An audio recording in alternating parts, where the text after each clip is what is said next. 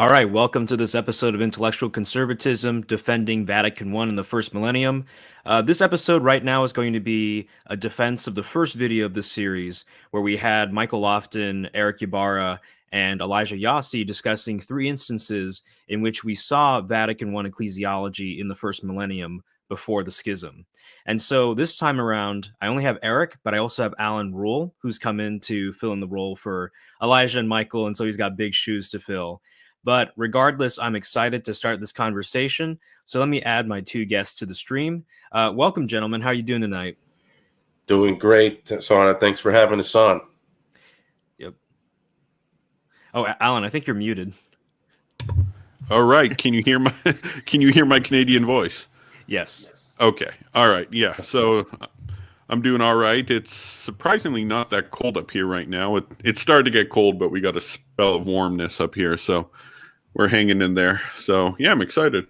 Yeah, and Allan, I'm really glad that you're available tonight because it's funny. Actually, I stumbled across your channel because in my debate with Gavin Ortland on Capturing Christianity, I watched your 3-hour critique of him and the early church fathers, and so I enjoyed listening to that. And Erick, obviously, it's great to have you back on again. This is a blessing. I'm honored to be here. Yeah. So obviously, last time we talked about Pope Leo the Great. We talked about Pope Agatho and Pope Hadrian.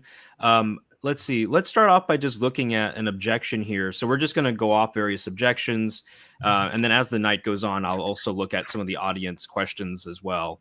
But the first question I have here is actually an objection that Father Patrick Ramsey himself posted on a Facebook page that we're all a part of. I wonder, should I share my screen so that everyone can see the objection? Maybe share the screen to at least see it, so that as long as one can read it, and then maybe return in a little bit back to yourself, maybe. Okay, well, let me see.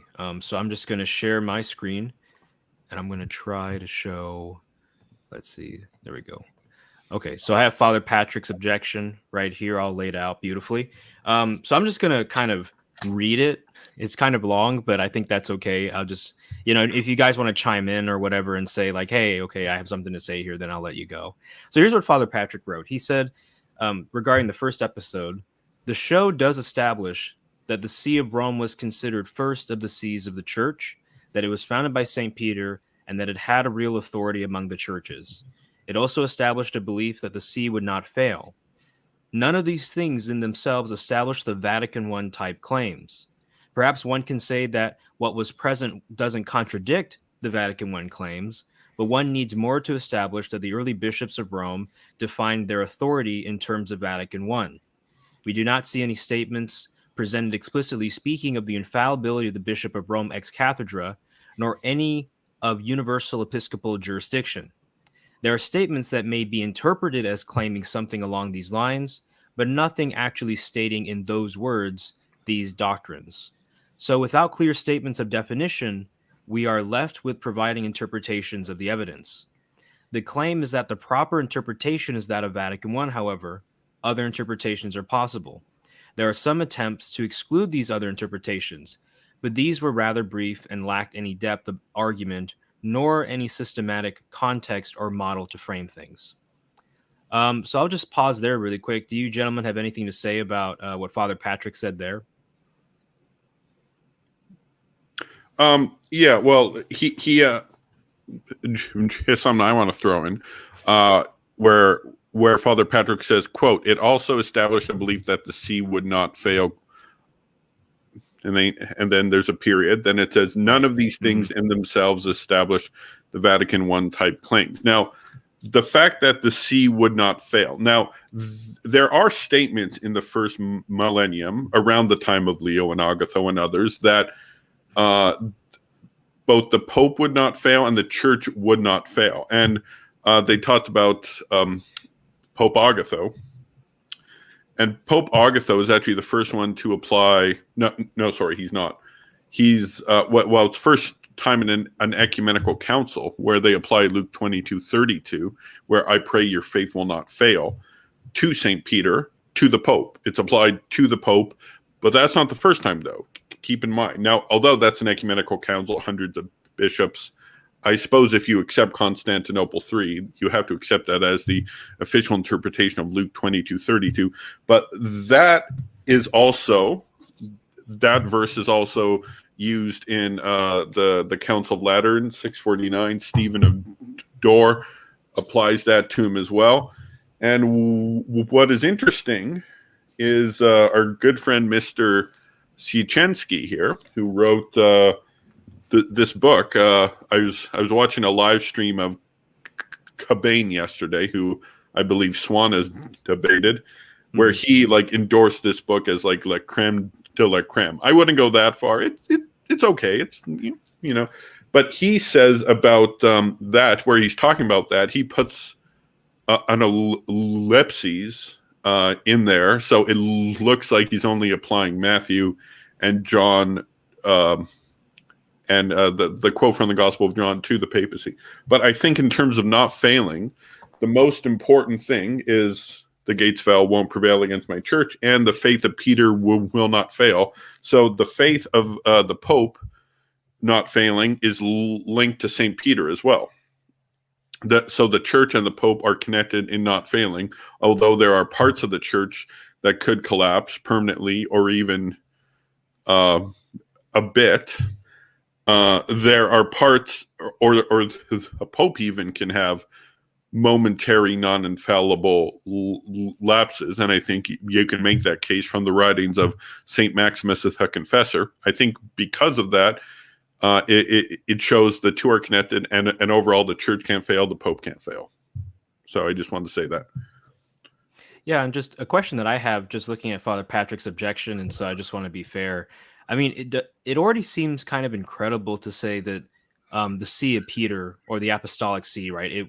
It won't fail, in the sense of like falling into heresy, right? I mean, that seems to be pretty strong. But I mean, is Father Patrick saying that's not? I mean, of course he's saying it's not enough to get to Vatican I type claims, but that seems to me to be pretty substantial, and I guess more than what even contemporary Orthodox would admit. Is that correct? Well, it really depends what Orthodox you talk to. They all admit different things. I know that another guy you've debated, who be Petrus, he grants quite a bit as well. And I think, and of course, some are more he's only slightly above a patriarch. And I think it's a tactic almost, meaning that they're changing the goalposts. They're like, you have that much more to prove. So it may look like he's showing weakness, but actually it's a pretty clever tactic. But it's tough to say what the Orthodox position is, because around the schism, I know everyone likes to throw out 1054, but there were things after that and things even prior to that contributed to the schism. It didn't start with the papacy. In fact, if you read Metropolitan Hilarian's book, his blue book, Orthodox Christianity, Volume 1, I think that's what it's called, A History of the Orthodox Church, he expresses shock because after Cerularius has his thing with Cardinal Humbert, he writes to the Patriarch of Antioch trying to justify what he did for excommunicating the papal legates. And he brings up mainly unleavened bread, fasting on Saturday, a few things. He throws a filioque in there as part of a long list, part of a long litany of Latin crimes. It's filled in with, priests not having a beard and things like that. And but to Father Hilarion's surprise, or Archbishop Hilarion, there's no mention of the papacy. Like, it's shot because the schism, I don't believe, was about the papacy. Now, the papacy is obviously a big difference between the Catholic and Eastern Orthodox churches, but it came up later, and so because it didn't cause a schism, they've got no direct arguments against it. In fact, if you just hold on a second, let me grab a book. There's this book I got here. It's called Anti-Simenon, on the unity of the faith and the controversies with the Greeks, by a guy named Anselm of Havelberg. Great book, by the way. Great book. And he it's basically a 12th century discussion with a Latin bishop and a Greek archbishop from Nicaea. And it talks about the three big things at the time: the unleavened bread, the filioque, and the papacy. And of all those three, the papacy gets the least treatment. There's the least disagreement compared to those other two. Now, I'm not saying there's no disagreement, but like the guy he's dialoguing with is still very respectful of papal authority. Mm-hmm. But yeah, so basically, yeah. I mean, Allan, what you're basically saying is, it depends on which Orthodox person you're talking to, right? Whether or not to say that the Apostolic See is not going to fail, is that enough?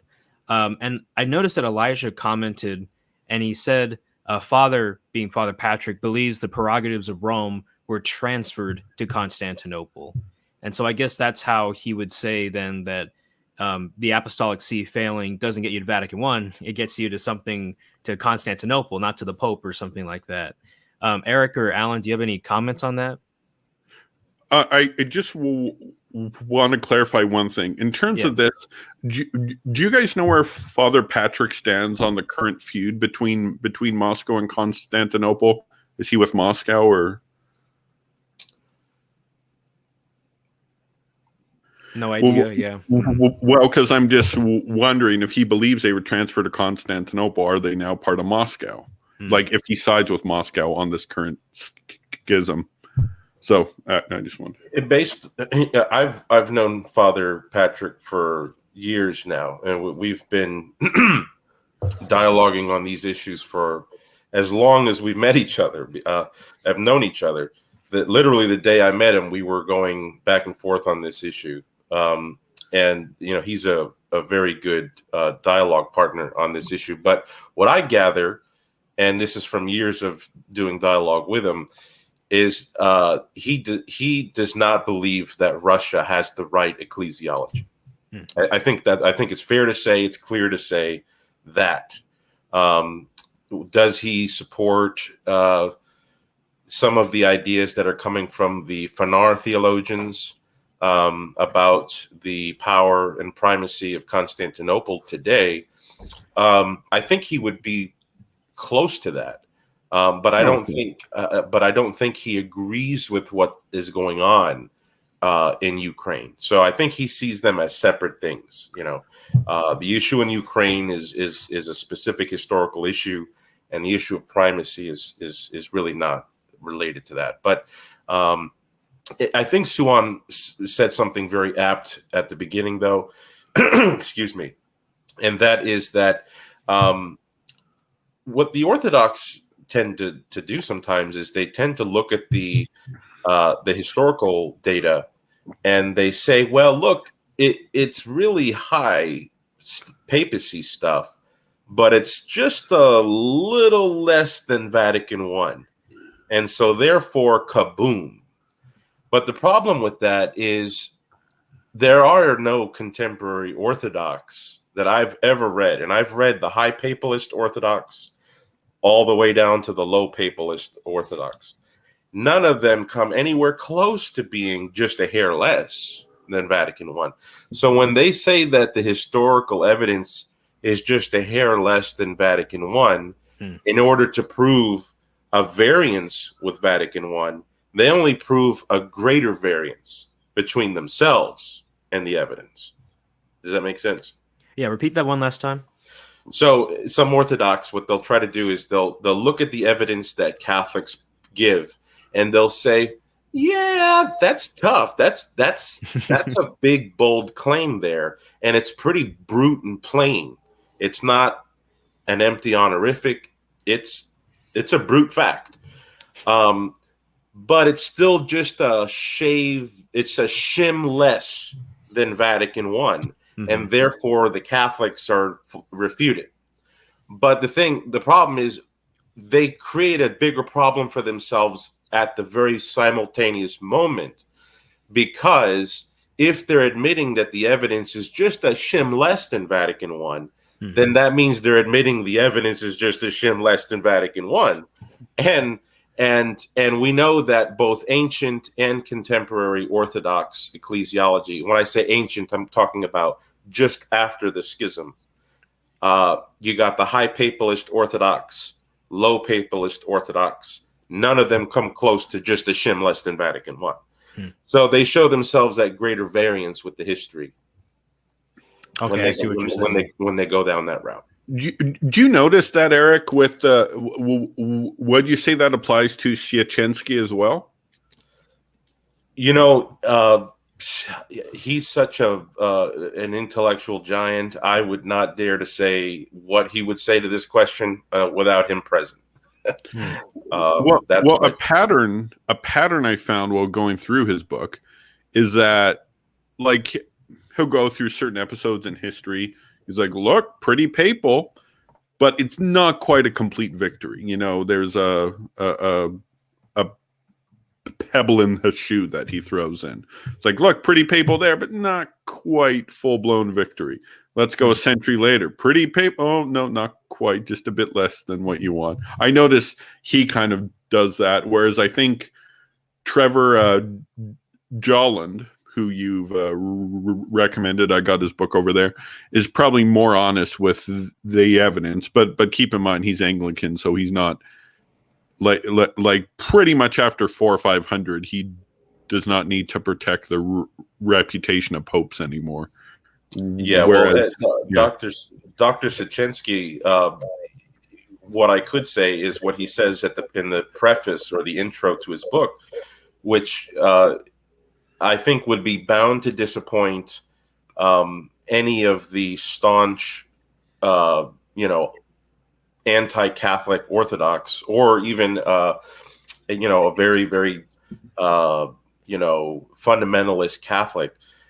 He basically says that the history doesn't really shift to one side or the other. You got instances that may lean towards high papal primacy, and then you've got instances that point in the more maybe conciliar format, and that to try and just go into history and amass a bunch of proof texts is not going to help the Orthodox, and it's not going to help the Catholics. So he takes that approach where it's like, look, I've been through the dirt and the mud of history, and I really don't think the documentary evidence is going to be a knockdown, drag-out argument for either side. So he kind of takes that approach, and I'm very close to that, to be quite honest. But I think I lean more towards the Catholic side, and I give my reasons why. But he is of that perspective. Well, I kind of understand. It sounds like now he's careful not to talk about his personal faith. I know he is Orthodox. I know he was Catholic at one point. I think the bigger thing for him was the filioque. I could be wrong about that, but that mattered more than the papacy, and that historically has been a way bigger thing than both unleavened bread and the filioque have historically been a way bigger issue than the papacy. Absolutely, I mean, historically, Alan, not necessarily. Yeah, everything you were saying before, I agree. It was not a big, it was not front and center.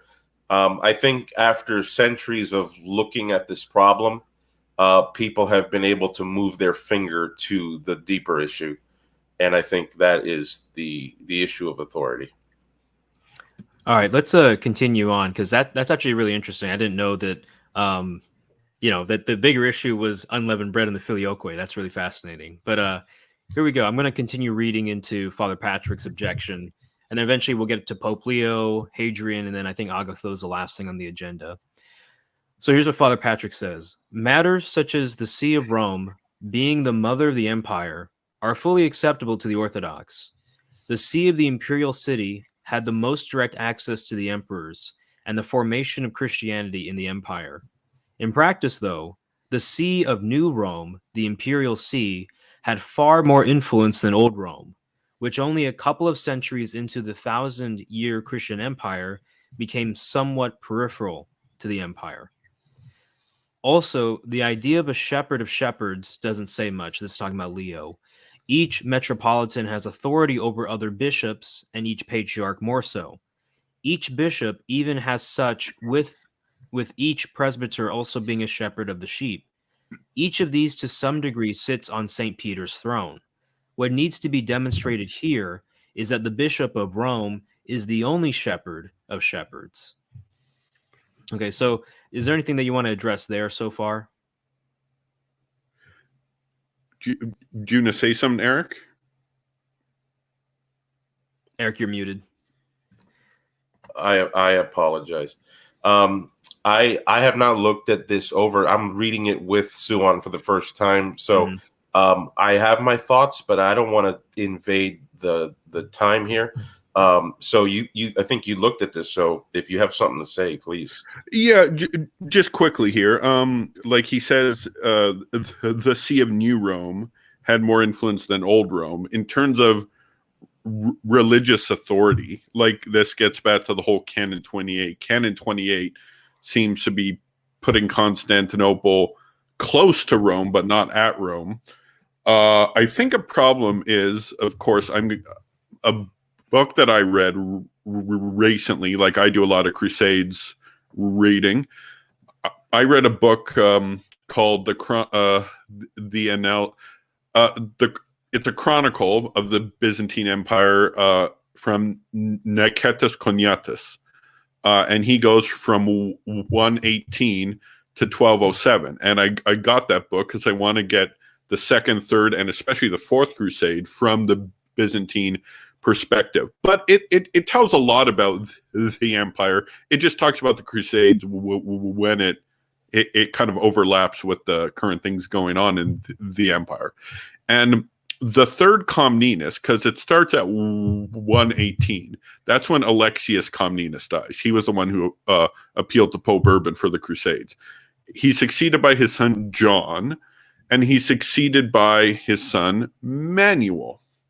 So Manuel Comnenus, it comes out with him. You see with the Byzantine Empire that the top religious authority was not Patriarch of Constantinople. It was the emperor. And I think that's the thing. And of course, this goes back into the first millennium. It's not collegial versus monarchical. Both the papacy and the emperor have a college. They both rely on the lower bishops. But the thing is, it was monarch versus monarch. And this comes out in Constantinople too a lot. And I know Eric can talk more about that. But you see him putting out essentially, I'm talking about Manuel Comnenus in the 1160s or 70s. I can't give the exact year. But him, as a layman, is essentially giving out ex cathedra decrees because there was a small theological controversy there. So he's basically saying, all right, this is what we're going to believe. And he's like, tells essentially the patriarch to take care of it. The patriarch is theologically subservient to the emperor. And I think this, and of course, in the Catholic West, that there's always been more of a firm separation, but there's a big Caesaro-Papist problem in the Greek Church. So I think, in terms of like secular power, the emperor could promote Constantinople's bishop more, but in terms of actual ecclesial authority and the stuff that always won out in the end, it's the Pope that's more. But a thing that's interesting, if you take a look at Constantinople II, the famous where the Pope's under arrest and Justinian's like, condemn those documents, you know. The thing in that, who looks powerful? The only one who looks powerful, apart from the Pope, is the emperor. It's not the Greek bishops that look powerful, not the patriarchs. It's the emperor and the Pope. And basically, they're using his secular authority to try to get some theological results there. So I think leave it at that. I could say more, but there's some more good stuff we need to respond to. Yeah, okay. Well, let me go down then, because I know that, Allan, you were looking into that whether or not, there is one Petrine C in 3, and I know Erick was talking about that too. So let me just read this whole paragraph here. Once again, this is from Father Patrick. Here's what he writes, quote, "On another matter, St. Gregory is quite clear that there is one Petrine C in 3. These are not a group one, but each is complete in itself. Thus, it is quite proper for Old Rome to speak of itself in the singular as the Apostolic and Petrine See. This is correct. However, one cannot then brush off the very real Petrine status of Alexandria and Antioch. These sees must also carry Petrine promises of being rock and having primacy too. Historically, there were primates in their own trans-provincial exarchates precisely as linked to Rome and thus as Petrine sees. They have also historically remained in the church, at least from an Orthodox perspective, even if there have been heretical bishops on their thrones from time to time. The presence of a heretical bishop, such as Pope Honorius, from time to time does not deny the stability of the see. The authority and prominence and stability of these sees and their manifestation of being Petrine have not been seriously addressed here. What is seen in these arguments is effectively to deny these sees any real Petrine status and authority, which undermines the arguments made that any Petrine status of Old Rome should be taken more than a nice label. And I'll kind of maybe leave it there. But okay, I kind of see now how Father Patrick would say, yeah, I mean, like the See of Rome's not going to fail, but that doesn't mean like, infallibility in the sense of Vatican I. I suppose you can make a difference like that. But Allan, I can see that you're chomping at the bit, so I'll let you go. Okay. I'll throw in my 2 cents here. Now, there are some opinions in the patristic era that throw this theory out, but they seem to be pretty minor, in my opinion. He talks about Pope Gregory the Great. That's probably your clearest example of it. Mm-hmm. Of course, I think you can take what Pope Gregory says and interpret it in a Catholic way, but apart from that, in terms of the way that Matthew 16 is exegeted in the ecumenical councils, like if you take a look what Philip says in the Council of Ephesus, or you take a look in Chalcedon or Constantinople 2 even, or 3, it shows basically the Catholic interpretation. It's tied exclusively to Rome. Now, a thing that's interesting is, in terms of, like I did say that St.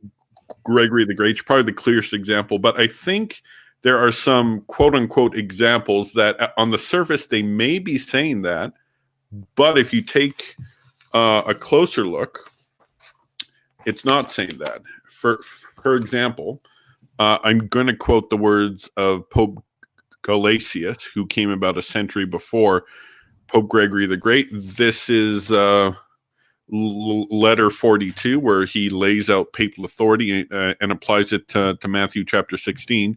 And he also talks how Peter had a hand in establishing Antioch and Alexandria. But if you read carefully, a lot of stuff that he applies to Rome, he does not apply to those other two.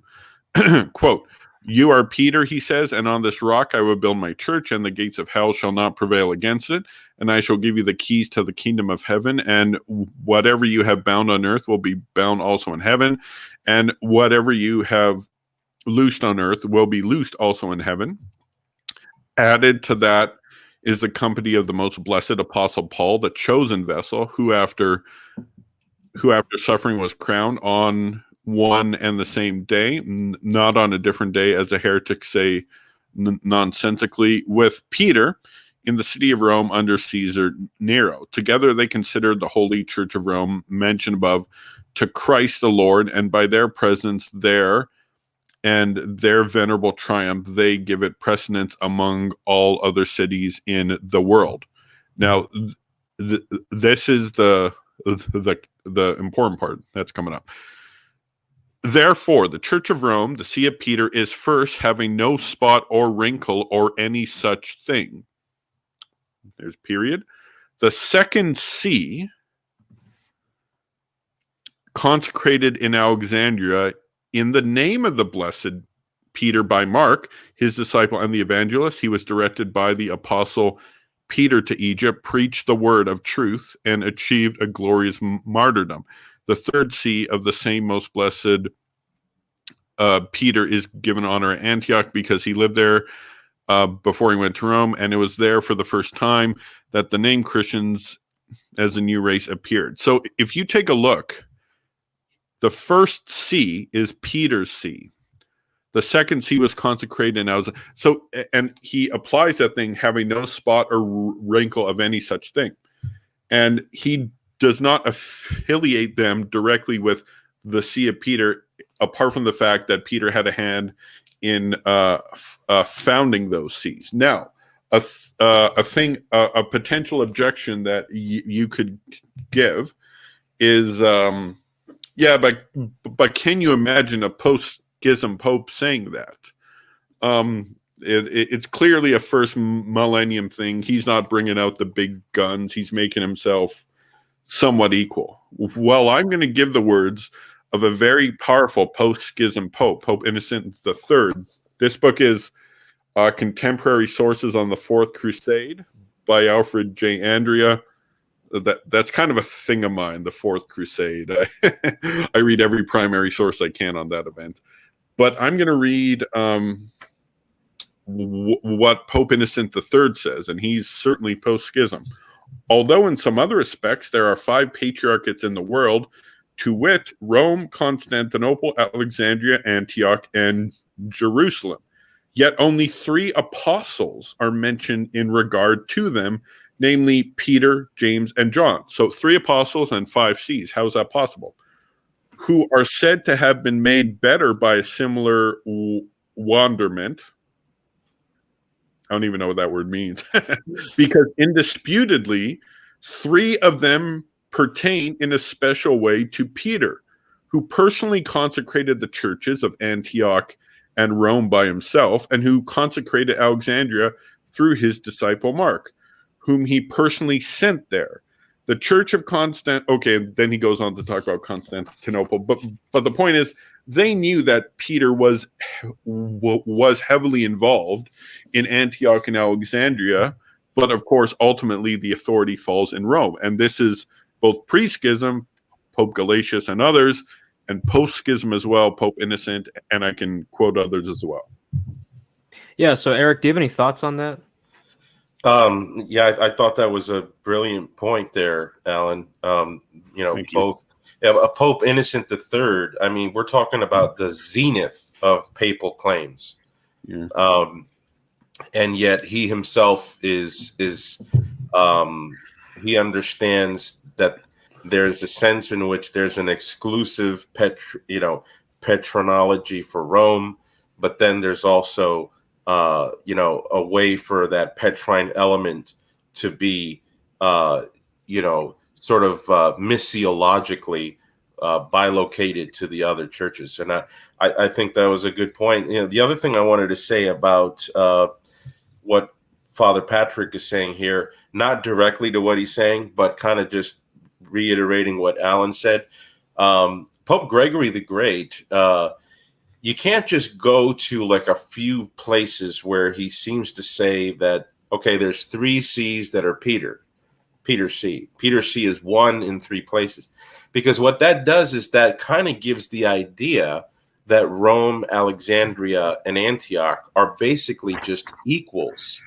And maybe there's an order of Rome, Alexandria, and then Antioch based on some unsubstantial causes.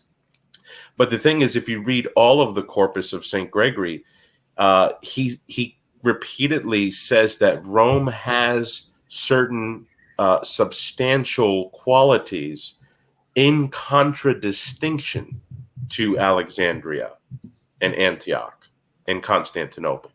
So then it has to elicit in the researcher, why does he see Rome in contradistinction to those churches? In what ways is Rome in contradistinction? And when you start to peel that onion, what you find is, he does think that there is an individual substance for the See of Peter in Rome that is not shared, and that substance is what Vatican I, for example, is trying to codify. So yeah. Well, yeah, it's the same thing Pope Innocent III talked about, and the same thing Catholics believe to this day. I should point out, although it's not in here in the response that Swan has on the screen, he did say in his debate against Erick Ybarra that Canon 6 of Nicaea has this. But if you take a look at Canon 6 of Nicaea, it doesn't say anything about Peter being involved, like those being the Petrine sees. You could read it in if you want, but it's explicitly not stated there. I just wanted to bring that up because although Father Patrick does not say in this response, it's certainly in his arsenal. It's certainly in his arsenal, and it's something that he thinks. All right, let me move on to, let's see here how many paragraphs. Okay, we have like 2 big paragraphs left, and then from there we'll move on to just kind of other objections, and then eventually Erick's presentation on Pope Hadrian. All right, so here's Father Patrick in continuation. The clearest claim made pre-schism is that of the permanence of Rome. Clearly, the Orthodox position requires that this claim had failed. However, perhaps not. There were claims by a number of fathers that the Roman Empire would not fail, and yet it has, at least in a purely spatial temporal sense. However, the principle of the empire and what was important with it has not yet disappeared. So the fathers may be right in a manner not expected at the time. Thus, too, the claims of Petrine stability, and in particular with Rome, may be said by Orthodox to have been maintained in the continuance of New Rome with Alexandria and Antioch. Rome continues in New Rome. This protects both the claims regarding Rome and the Petrine status of Alexandria and Antioch. This may not have been in the minds of the pre-schism bishops of Rome. We are not going to see anyone saying or suggesting this, but this indeed has been the fulfillment of the promise. I didn't see this addressed, and I would be interested if there is a way to refute this apart from just insisting that it must be directly in Old Rome in a purely spatial temporal sense, and that will need substantial theoretical development to ground the argument beyond an assertion.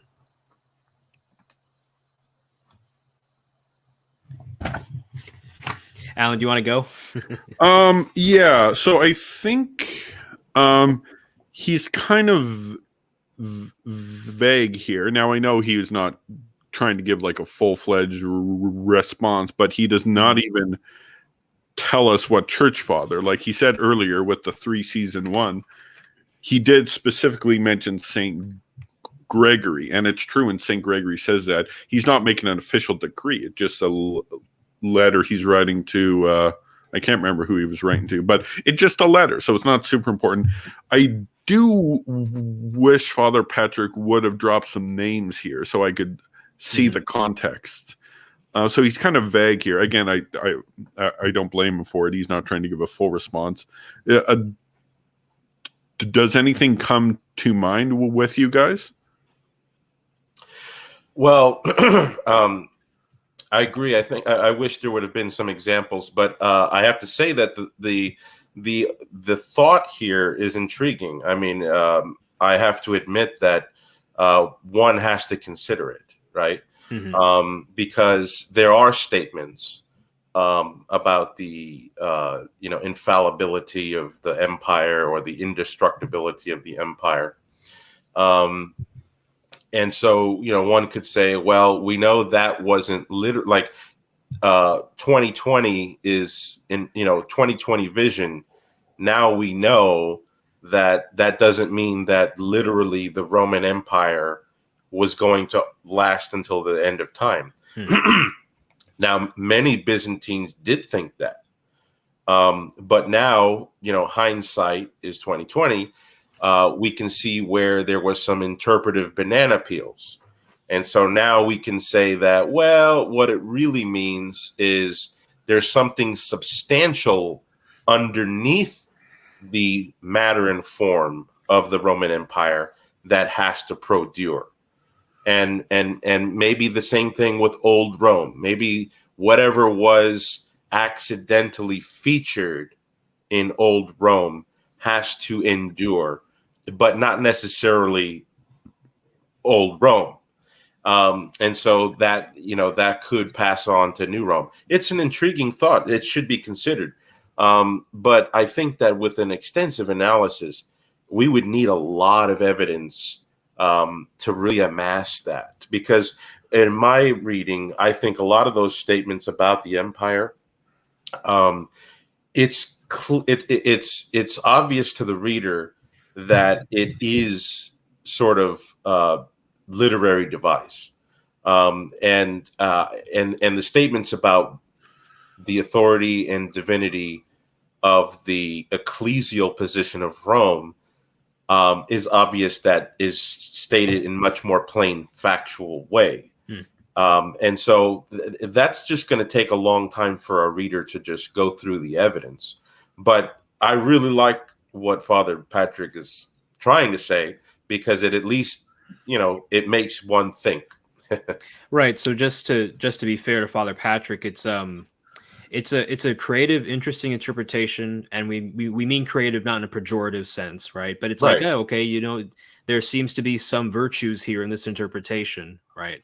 But then you're saying, Eric, but it's interesting, but we still need to look more at the evidence to see if it lines up.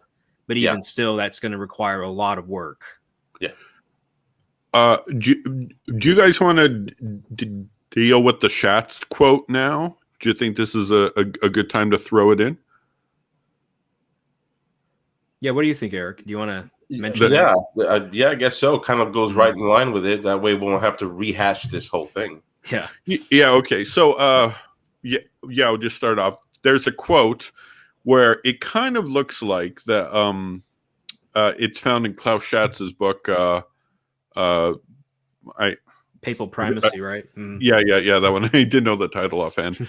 And I looked at this with Eric, and this quote is on Ubi Petrus's blog, and Craig Trollia has taken this quote in a presentation he's made on the top 5 arguments for the papacy, and he tries to refute them, and he's incorporated this into his presentation, and it appears that the Pope is applying Matthew 16 to the Emperor of Rome, who was, I believe at the time, Constantine IV.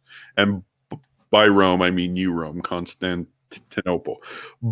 But if you take a look at Matthew 16, verses 18 and 19, they're pretty long verses. A lot of things are in there. The keys, the binding and loosing, the rock and stuff. The only few words that get applied to the emperor and it's technically applied to the empire is the gates of hell won't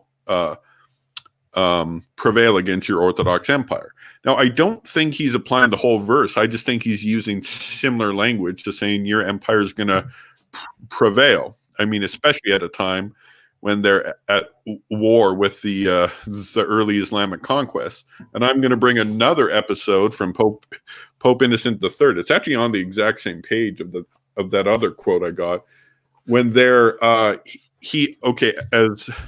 the whole idea is, he eventually the Pope. This is Pope Innocent III.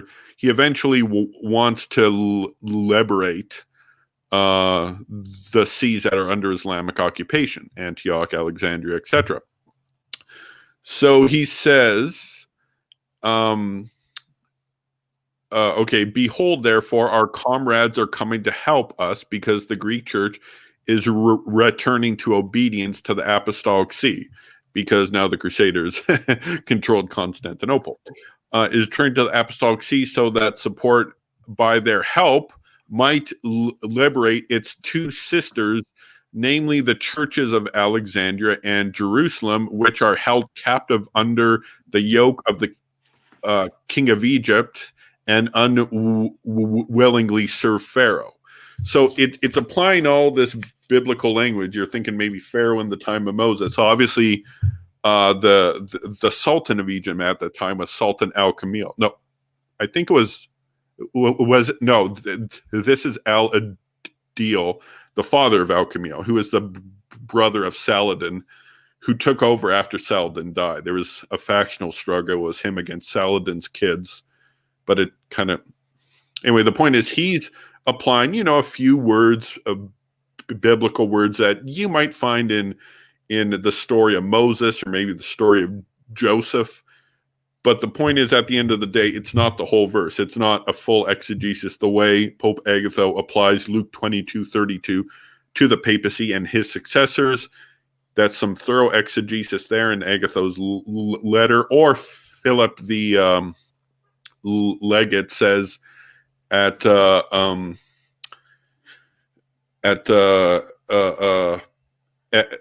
Council of Ephesus, he gives some thorough exegesis on Matthew 16 applying to the Pope and his successors.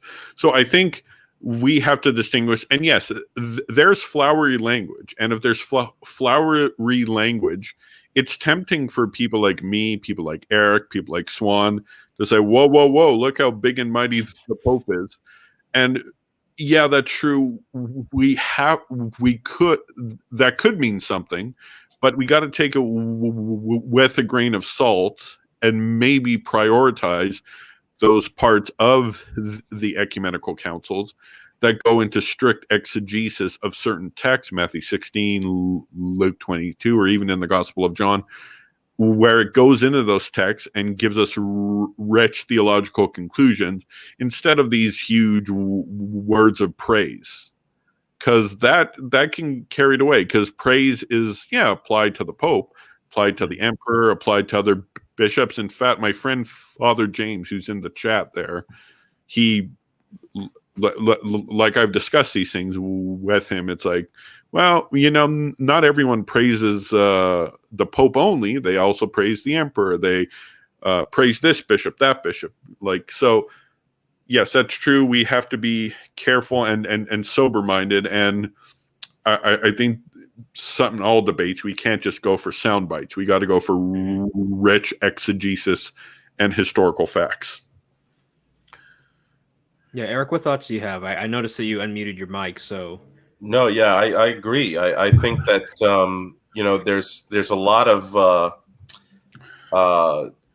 lot of material from the documentary evidence that people give sometimes that it's clearly honorific. It's clearly a form of exaggerative, hyperbolic praise. And so you got to be able to detect where there is exaggerated hyperbole versus plain speech. Mm-hmm. And you have to kind of know how to, how to identify the context. And, in terms of this quote that Craig Trulia brought out in one of his presentations, I think it was. Is that what it was, Allan? Yeah, he has a thing called debunking the 5 top papal arguments of the first 1,000 years or something like that. I'm paraphrasing. Right. But well, the thing is, other ecumenical councils have the same kind of language about the Roman Empire, but they give more detail about that. So, for example, in one of Pope Hadrian's letters to the emperors, and which was officially inscribed after being bilingually recited in Latin and Greek. It says, it talks about the primacy of Rome. It talks about the divine foundation of Rome. And then it talks about the everlasting status of the Roman Empire. But it's making it clear that it's contingent if it follows the Church of Rome. So I would say if we're going to get all these quotes collectively about the empire, I think you find some contingencies to it, which may separate it from something that's more substantial to the intent of the gospel text itself. For example, like Pope Leo the Great, no one disputes that he applied Matthew 16 to Peter, and then from Peter in a very special way to the bishops of Rome. No Protestant historian I know, no Orthodox historian I know denies that. But at the same time, if you keep reading in Leo, he'll say that that the rock status of Peter applied to Peter, it applies to the popes, but it could also apply to the whole church, or it could even apply to a portion of the church that's strong in the faith, because the substance of Peter, or not really, I wouldn't say the substance of Peter, but what made Peter special in that whole, in the Matthean text, the tu es Petrus, you are Peter text, is the fact that he was illuminated with the faith. So in many ways, some of the attributes given to Peter could be shared with others who are sharing in the same faith, but they're sort of confirmed by Peter in a sense. But they're echoing Peter, and so they kind of wear the resilience of Peter if they're following him. So I think that sort of contingency language is in some of the Byzantine literature in the councils. So I really don't think that just plucking that out of Constantinople III and saying, hey, look, they could be fast and loose with scripture with the empire. I don't think that really does anything for anybody. Yeah, and before we move on to some objections to some specific, parts of the presentations, I did highlight this portion where, I know that Father Patrick, one of his big arguments is that Rome continues in New Rome, or that is to say, Constantinople. And so what I gathered was that Allan was basically saying, like, well, you can also see, like, in the first millennium, right, like, clearly Rome, or quote unquote old Rome, still has this unique primacy, right? And that endures throughout the first millennium. And I think, Erick, you made the point that, whenever it seems as if, you have this three, the three Petrine sees, or was it like 3 in 1 or something like that, that when you dig a little deeper, there is still a sense in which old Rome, so to speak, is unique, right? And so I'm trying to make sure that we just get clear on kind of a key premise here. Father Patrick's argument. Exactly. Yeah, I think that's fair. I think that's absolutely fair. For myself, I'll speak for myself here. When I was, researching the papacy, believe it or not, there was a time where I was trying to go to the Orthodox Church years and years ago. And this was one of the points that really intrigued me. It was like I grabbed a rope and I was pulling on this rope, this idea that, New Rome is basically what old Rome was. And, so I kept pulling on that rope, hoping that the data would really support it. But when you start reading the data, you don't really get that picture where everybody's on board with this idea of New Rome having the same primacy, or even transferring to New Rome or anything like that. What you have is all the way up to the very end of the first millennium, old Rome never believes that. and so that right there is crippling, because that already cuts off. I mean, the leader of, so if the Orthodox, like Father Patrick, who he's a great scholar, he admits that Rome was the primatial see for the first 1,000 years. But the thing is, that primatial see wasn't in support of his ecclesiology for 1,000 years. So when you subtract the primatial church from supporting your view, then what does support your view? Is it New Rome? Well, admittedly, Orthodox historians will say New Rome was in heresy for quite some time during the first millennium, and so if you want to do like a comparative analysis, if Rome was Orthodox for the first 1,000 years and never believed this idea, then wouldn't it make her unorthodox because she didn't believe it? I don't know if that point got across, but Rome was Orthodox for the first 1,000 years. All the Eastern Orthodox admit that. But the thing is, first millennium Rome never bought into this idea that Right. New Rome has some sort of participation in its primacy. Well, but Rome was able to be Orthodox without that view. So Catholics would just say, hey, look, we don't have that view either. So we're just matching the Rome of the first millennium. Well, John Meyendorff, who I know all of you guys are familiar with, he said in his book, I think it was Byzantine Theology. Now, I know Meyendorff is considered a bit of a liberal, but he's a very important voice. Like, for example, if you're going to read about 20th century Eastern Orthodoxy, you have to read his stuff. And he says, I think it's in Byzantine Theology, and I know he's not the only one who says this. A few Protestants say this as well, and a few more Orthodox, that the Pope essentially had the papal view, like more or less what the Catholic Church has now. But you have the Church of the East, the Church of Constantinople. Each occasionally, if they needed to get something done, they had to massage the ego of the Pope of Rome because they knew he was making these lofty claims, and basically to get something done. Like, this kind of comes out in the Photian Schism. I don't know if we're going to get to that today. It's kind of tangentially linked to Nicaea 2, which we're going to get to later. But essentially, like, each time there was a power struggle in Constantinople, they'd appeal to Rome as a trump card, and then they'd be like, see, I got old Rome. And then the person who was not aligned with old Rome would be like, yeah, but he does not have authority over here.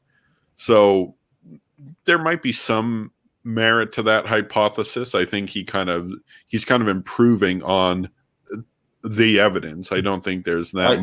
I think he's close to. I mean, I think that's accurate in many ways. To some of the events in the first. Yeah, no, that's certainly true, and I think the Photian Schism is the largest example. It comes into play in the Acacian Schism as well. By the way, plug, I'm soon, I don't know when, I'm going to have a video coming out about the Acacian Schism on my channel. But I think you've got giants in the Greek church who essentially support, like, by Greek church, I mean the first Millennium church, who staunchly support the papal claims, like Maximum the Confessor, Theodore the Studite, Stephen of Tor, and people like that, who are support. And of course, there's other people I can name as well. But yeah, so I mean, that's a view that's thrown around. And keep in mind, when we're talking about New Rome, I just jotted this down. New Rome, the top authority in New Rome is not the patriarch. On paper, it's the patriarch, but in all practice, it's the Roman emperor in Constantinople. And this is true both pre and post schism, like I've showed in the case of Manuel Comnenus. All right, I think we can move on then to kind of the objections that were raised against Elijah Yossi's presentation on Pope Leo. And so I'll just go one question at a time. I don't remember who exactly sent in this question, but also I don't know if I have their permission to say their name, so it doesn't matter. But whoever said this, here we're answering the question. So the question on Pope Leo is, if Constantinople and the Eastern Church believed in papal supremacy and that the Pope nullified Canon 28, why, after the Council of Chalcedon, was this canon recognized and valid in the Eastern Church, for instance, in the time of Justinian in his novels? When was this canon ratified back by Rome? Yeah, well, I mean, so Leo did, annul Canon 28, And the reasons he gave are not often the same reasons that Catholic apologists give today. But we won't go into that. But what we can say is that the Patriarch of Constantinople at the time, whose name was Saint Anatolius, he's a saint venerated by both Catholics and Orthodox, and the emperor who was on the throne at the time of Leo's annulment was Saint Marcion, who's also, I believe he's also a saint in the Catholic Church. He's definitely a saint in the Orthodox Church. But both the emperor and the patriarch wrote letters back to Leo saying that his annulment sticks. And so it was effectual. So that would mean Canon 28 did not have the support of Rome. It did not have the support of Constantinople, at least by word, by letter. And it did not have the support of Emperor Marcion. Did not have the support of the Alexandrian bishop. Dioscorus was certainly not in support of Canon 28. So that you've got a substantial amount of agreement that canon was shot down. You have the Eastern canon law all the way to the 6th century that only counts 27 canons for the Chalcedonian Council. That's Eastern canon law. That's in St. John Scholasticus's compilation of the canons. Of course, Canon 28 does sneak back in. And I say sneak, that's not really that accurate. So the questioner does have a point, though, because even though that is true, the Byzantines stuck with Constantinople as number 2. And this was especially easier given that Alexandria did not accept Chalcedon very easily. It was a storm to try and retain a Chalcedonian bishopric in Alexandria. And once you have the Muslim domination in Alexandria and more of the East Syria and the East, Far East, the Orient, it was very easy for Constantinople to justify its leadership in the East.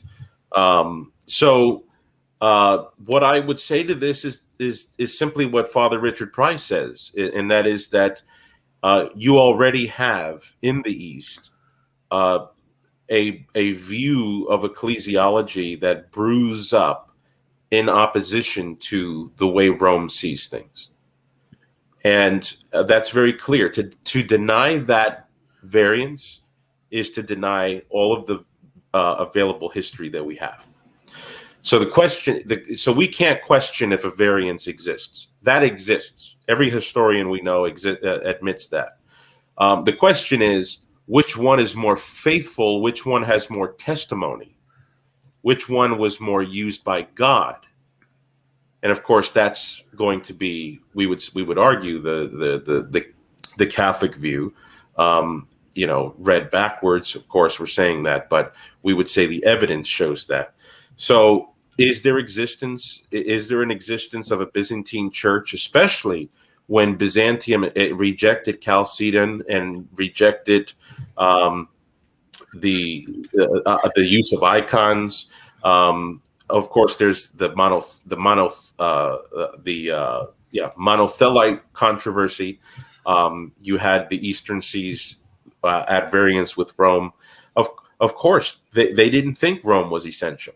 That's why you had a monothelite Byzantine crisis, was because they didn't think they needed to follow Rome. They followed their own theological exploration on the tradition. So of course there were people who didn't believe the papacy in the 4th, 5th, 6th, 7th century. So the question is, who were the good guys and how did it get resolved? And we would say the Catholic way. So in terms of Canon 28, if you take a read through Canon 28 from a Catholic point of view, both modern and I would say first millennium, it's not heretical. It in no way affects the primacy of the Pope in Rome. If you read it incorrectly, you could wrongly get that impression. But it's plain reading. It says Constantinople is behind Rome. And if you guys if you guys want to check out, this is to the viewers, Pope Leo's annulling of this canon, just go to New Advent, go to letter 105 to Pulcheria Augusta, where he talks about annulling it, and he gives us the reason. Now, it's not a heretical canon, but it was passed by an ecumenical council, and the Pope quashed it because he didn't think it was prudent at that time. And as Erick pointed out, in the 500s, it's not on the books in the Greek Church. Now, just fast forward a century after that, at the end of the 7th century, the Council of Trullo in 692, although it's not an ecumenical council, it's about one notch below an ecumenical council, probably similar to Lateran 645. It's a council where it puts in that canon, I believe it's 36, canon 30. It puts identical. It takes the words from canon 28 and puts in identical or almost identical, for all intents and purposes identical, and passes that canon. If Pope, that means they accepted Pope Leo the Great annulling that canon, because if Pope Leo the Great's annulment was invalid, there's no need to try to place it in again. It's already there, right? It's already in an ecumenical council. Now, technically, Canon 28, I do believe, right now, as of 2021, Canon 20. In terms of the Council of Trullo's authority, it's accepted by the Greek Church. The Catholic Church kind of accepted it with qualifications, but they weren't too specific on what those qualifications are. Still, Trullo claims to add the equivalent of Canon 28. And I believe today, in 2021, that is on the books of the Catholic Church today. Although our current Latin Patriarchate of Constantinople has not had a patriarch in almost a century, that is still the number 2C. Because Canon 28 is on the books, and I believe it came on the books when I'm going to bring up this again, the Fourth Crusade, when the Catholic Church or Catholic forces conquer Constantinople. It's like, all right, now the second sea's in our hands. We know it's not going to go crazy or rogue because a solid Catholic is now the patriarch there. Then it's safe to implement 28. Canon 28 or its equivalent. So I do believe right now, as of 2021, that's on the book. So it's not heretical, but it just needs to be understood in context. This canon has a long history. Yeah, even Pope Pius XII said that Canon 28 was orthodox. So that's as late as the 20th century. All right, let's go to the second question then. So the second question still in Pope Leo is from the same questioner. Did the Council Fathers from Chalcedon believe in papal infallibility and that the Tome of Leo was an example of infallible ex cathedra teaching? Did they share the same viewpoint as Pope Leo on this issue of papal infallibility or not? You want to say something, Allan? I don't. I think what you can say about the Tome of Leo, like after the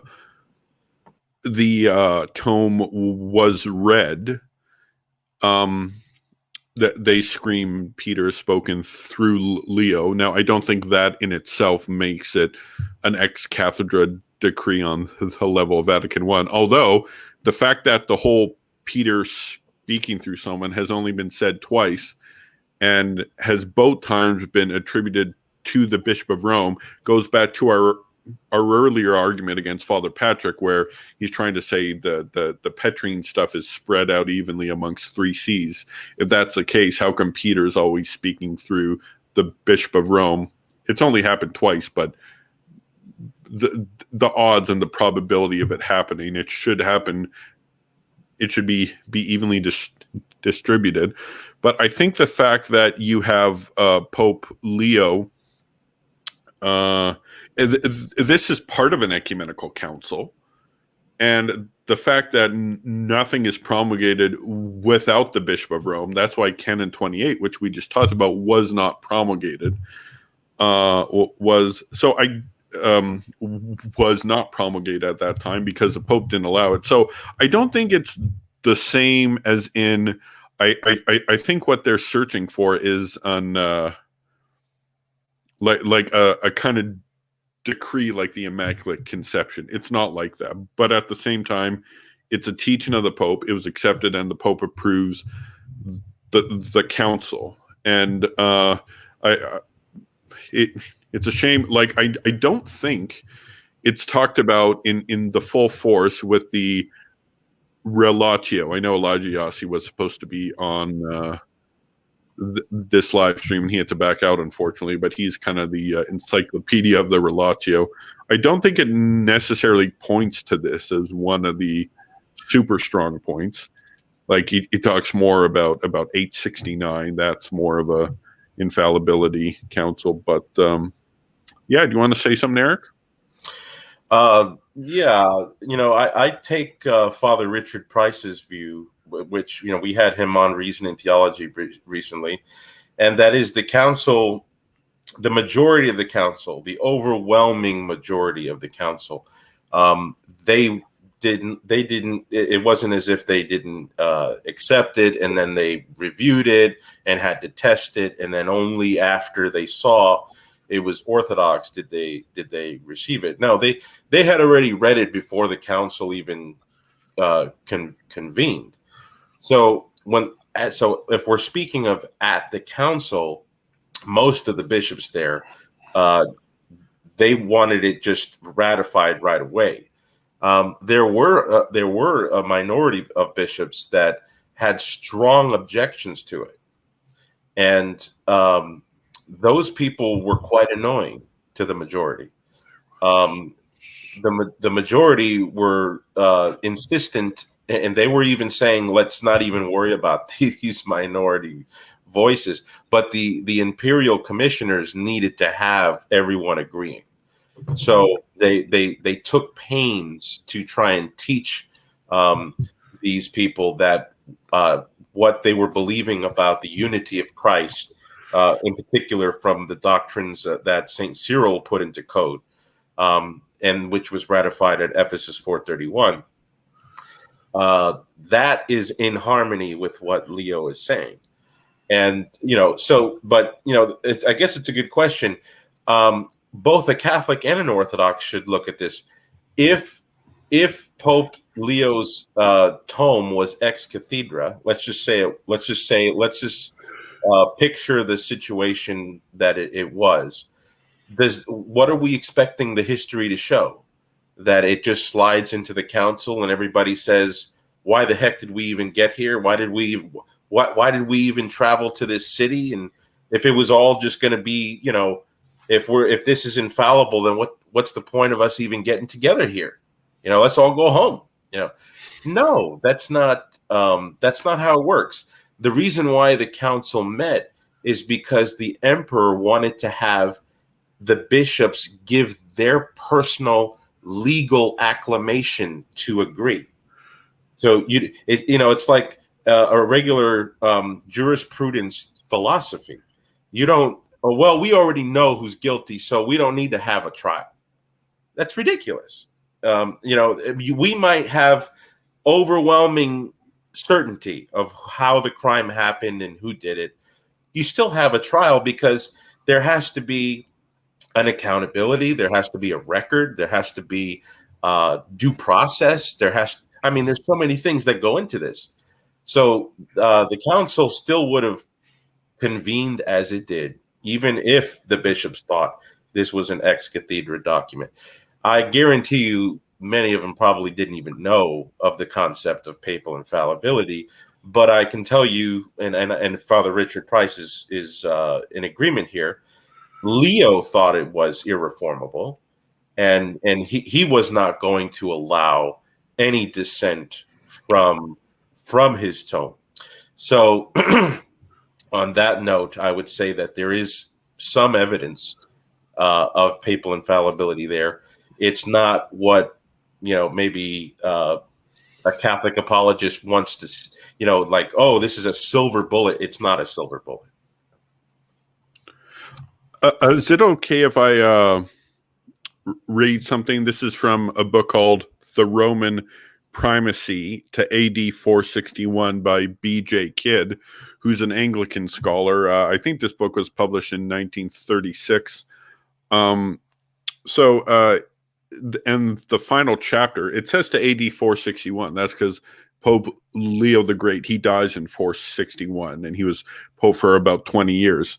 And it says, the whole last chapter is about Pope Leo. I think it's the longest chapter of the book, where he says, quote, "It was for Saint Leo, a Roman of the Romans, to establish the primacy of the Roman See and to provide it with a theory or dogmatic basis which has been held with little modification until embodied in the Vatican definition of 1870, close quote."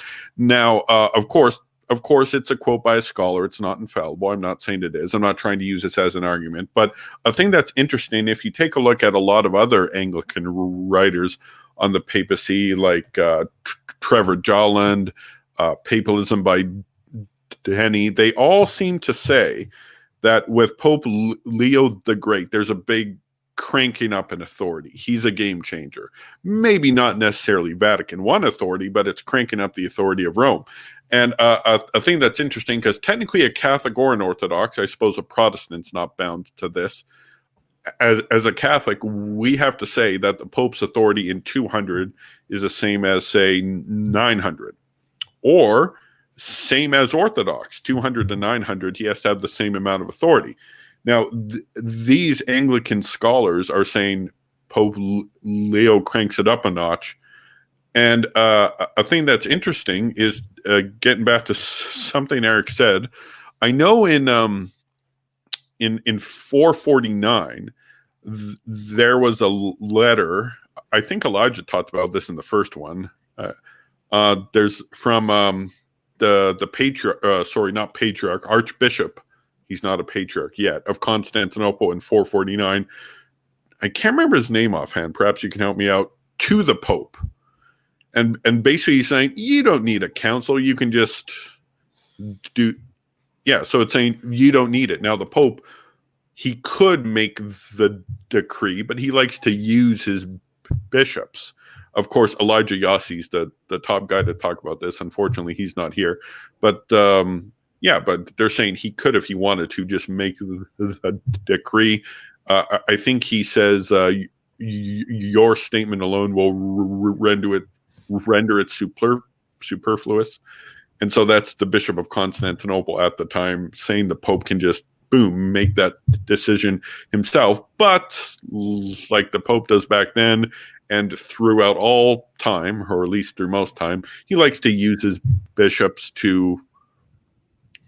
because it's a lot better to have a bunch of great minds at these councils. You have all the great minds of the church from the Latin world, the Greek world, the Syriac world, all the other places in all of Christendom to make the best decision possible.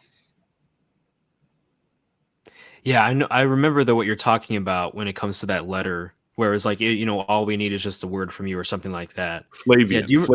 Yeah. Yeah, there we go. Came back to all me. Right. Well, that I recall what that one is about. I think it was about the Council of Ephesus 449 that he was saying would be superfluous. But I mean, that is a testimony where the Patriarch of Constantinople saying that, it just needs, your approval, basically. And it would render the rumored synod, is what he calls it, unnecessary. But by the time 451 came around, Leo didn't want another council, right? Because he saw how 449 happened. And he wanted a council in Italy, so that way the shenanigan can't happen again. But the emperor stuck his ground and said, no, it's going to be in Nicaea. And then, of course, it switched to Chalcedon. But and it's funny because at the council, when another shenanigan was ready to start, the imperial commissioner said, "Hey, we'll repost in Italy if you would like." And I think that's because they knew that's what Leo wanted originally. All right, let me see. Is there anything else you want to say, Allan, or we can get into Pope Hadrian and then we'll close with Pope Agatho? Let's go with Hadrian. All right. Well, I know Erick has a presentation for this, so Erick, share your screen. Go right ahead. Yes. Okay. So here Here, let me just make sure I got my. Yes, I do. And let's see. You're taking on 7 objections, right? So this will be pretty epic. Well, I'm trying to go as fast as I can. So don't worry too much about time. Like, it's not a huge deal for me. I don't know about you, Allan, but it's okay for me. Yeah, it's fine.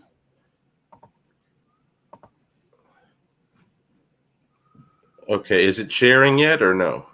Yeah, I see it. Although, yeah, get to your presentation because it's just sharing this screen, like the behind the scenes. How about now? Does it show my Word document? There we are. Okay. Yep, it's on the screen. Okay, so these are the 7 objections. And by the way, you can go if you go to the icon on the bottom, just click on hide. That little yeah, there we go. Okay. All right. So, response to objections concerning the papal claims of Hadrian I at Second Nicaea, 787.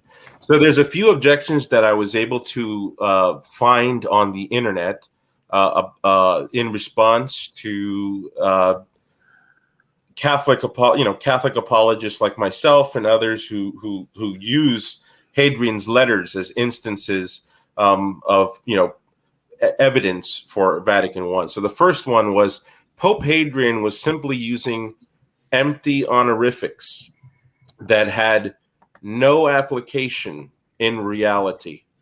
Therefore, his letters contain nothing of semblance to the papal claims of Vatican I. So we're going to look at that. The second one is Charlemagne and the Libri Carolini, which is books of Charles or the Charlemagne or the Caroline books, both which contain glowing honorific descriptions of the Apostolic See of Rome, rejected the Second Council of Nicaea and Pope Hadrian's theological defense of icon veneration. This shows that glowing praise of the authority of the Apostolic See is an empty honorific. There we go again. And that lacks any application towards real decision making. The third one, the Second Council of Nicaea's ignoring and rejecting the Pope's demand for a return of the Petrine patrimonies of Sicily and Calabria. These were funds for candle making and distribution to the poor, as well as the refusal to return Rome's patriarchal supervision of the same territories, as well as the prefecture of Illyricum, that's Greece, Macedonia, and Thessaloniki, shows that the Pope had no authority in the matter, and therefore doesn't have any universal and immediate jurisdiction, and therefore Vatican I's wrong. The fourth one, the Second Council of Nicaea's use of the famous Matthean Tu es Petrus citation applies to the whole church and not only Rome, showing that in reality, they had no belief in a Petrine supremacy individuated uniquely to the Bishop of Rome. The fifth objection, the 7th session of the Second Council of Nicaea says that the mere cooperation of the Roman Church is needed alongside the assent of all the other patriarchs for a council duly convened by the Roman Emperor, to be ranked ecumenical. This contradicts the Vatican I teaching that an ecumenical council merely needs the ratification of the Pope. The sixth one, the Greek version of Pope Hadrian's letter to the emperor says that all bishops succeed to the pastoral commission of the Matthean Tu es Petrus, because it says that all those who succeed to their thrones, plural, indicating that it is not just Rome that perpetuates that commission, but every successor to the apostles. and therefore Vatican I's wrong. The seventh and last, the letter of Pope Hadrian to Tarasius, which does not delete its papal claims, are not congruent with the claims made in the Latin version of Hadrian's letter to the emperors, and therefore the former does not contain anything intolerable to Byzantine ears like the latter did. All right, my preliminary remarks here. One of the most common mistakes made in pursuit to test the evidence of the papacy and the early church throughout the first millennium is when the researcher has an unreasonable criterion for what amounts to evidence. Some have the expectation that every piece of the evidence must contain the full-blown content of what is defined at the First Vatican Council on the primacy and authority of Peter and his successors. Still, others believe more radically that the First Vatican Council simply teaches that the Pope is invincibly infallible and that councils are ecumenical simply because he says so. Some have this idea that the magisterial government of the Pope is like adding extra pages to the Holy Bible in human form. With such an overblown understanding of the papacy, it is no wonder that many go into history and find next to nothing in support of it. The best remedy for this is for folks to purchase the decrees of the First Vatican Council and read them carefully in a reliable translation. I recommend Vincent McNabb, Father Vincent McNabb's translation of the decrees of the Vatican Council. You can get this if you search for the Benziger Brothers publication. It is crucial that we understand that the Vatican Council's dogmatic constitution on papal authority is an elaborate argument that builds through an organic development of the idea of the primacy of St. Peter. In this presentation, all that is found to be taught from the Second Council of Nicaea is that the data that Christ divinely singled out Peter and gave him a unique power to govern the universal church, and that this pastoral commission and prerogative of power is inherited by Peter's successors in the Roman bishopric until the consummation of all things. This simpler idea is evidenced in the Acts of the Council, and it is the foundation for the more developed definition of papal authority in the 19th century. Now, that data does not explicitly say anything about papal infallibility, however much it might be implied. Moreover, Second Nicaea does not formally teach anything about the rights and nature of papal authority. Therefore, to the question, does Second Nicaea teach papal supremacy and infallibility, a Catholic may answer in the negative. The first council that formally teaches upon the nature of Petrine primacy in Rome is the Council of Lyons in 1274. There's a slight introduction to this in an earlier council, but the Council of Lyons is really where we get a more robust view for the first time. Nevertheless, there are important forms of evidence for the papal supremacy to be observed in the Acts of Second Nicaea, and it is to those observations that a Catholic should be bound to provide explanation for. None of these observed points can be thought to prove papal supremacy or infallibility, but when all the points are taken together, they form what St. John Henry Newman called a cumulative argument that arises in favor of something like or something akin to the Petrine primacy that is taught by the Catholic Church. And the same argument in the opposite direction recommends less the view of orthodoxy or Protestantism. So before I get to the response to objection one, I want to say that it's very important that Orthodox and Protestant listeners understand this point.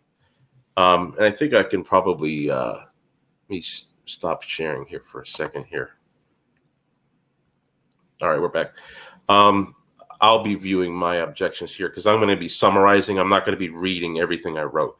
But it's very important for Protestants and Orthodox to understand this, that when we go through history and look at the evidence, we're not saying, oh, Pope Victor proves Vatican I or Pope Stephen proves Vatican I, because we hear that a lot, right? And it's quite simple to go into the history of Victor and say, well, not every aspect of Vatican I's there, right? Because you got this, you got that, you got the third. No, what Catholics are saying is that there's a cumulative case. So it's not just one thing. It's when you take all of it together. Okay, so that's important. All right. So the first objection I said, and I should give thanks to Craig Trulia, because he's where I got a lot of these objections from. I couldn't find any other ones anywhere else. So thanks to him, we have these objections.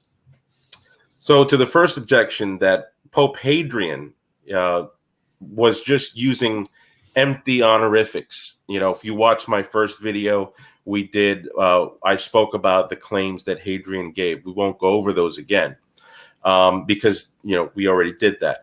So one of these objections is, well, yes, he said that, Rome had, a perpetual succession of a divinely instituted authority given to Peter, but that was just an empty honorific, and contemporary folks at the time, they all knew how to speak that way. But when the rubber met the road, it didn't really matter, because they were willing to basically thumb their nose at the Pope if they disagreed with him. Well, one of the reasons we know that's not the case with Hadrian, and here I have new text to share, so I'm just going to share my screen one more time.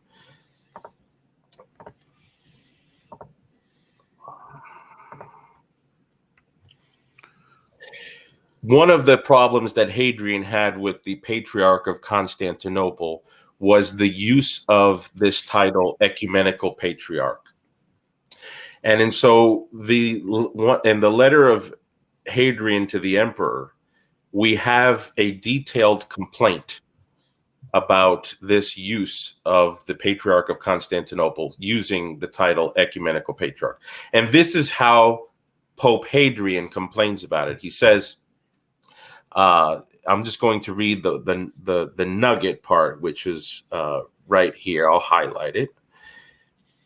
For if he is ecumenical, he must possess primacy over even the see of our own church, which all the Christian faithful will clearly find absurd, because primatial authority everywhere on earth was given by the Redeemer of the world himself to the blessed Apostle Peter, through the same apostle who though unworthy, we represent, the Holy Catholic and Apostolic Roman Church has held till now and will hold for all time primacy and sovereign authority, in such a way that if, which we do not credit, anyone calls him ecumenical or assents to this, he should know that he has no part in the Orthodox faith and is a rebel against our Holy Catholic and Apostolic Church.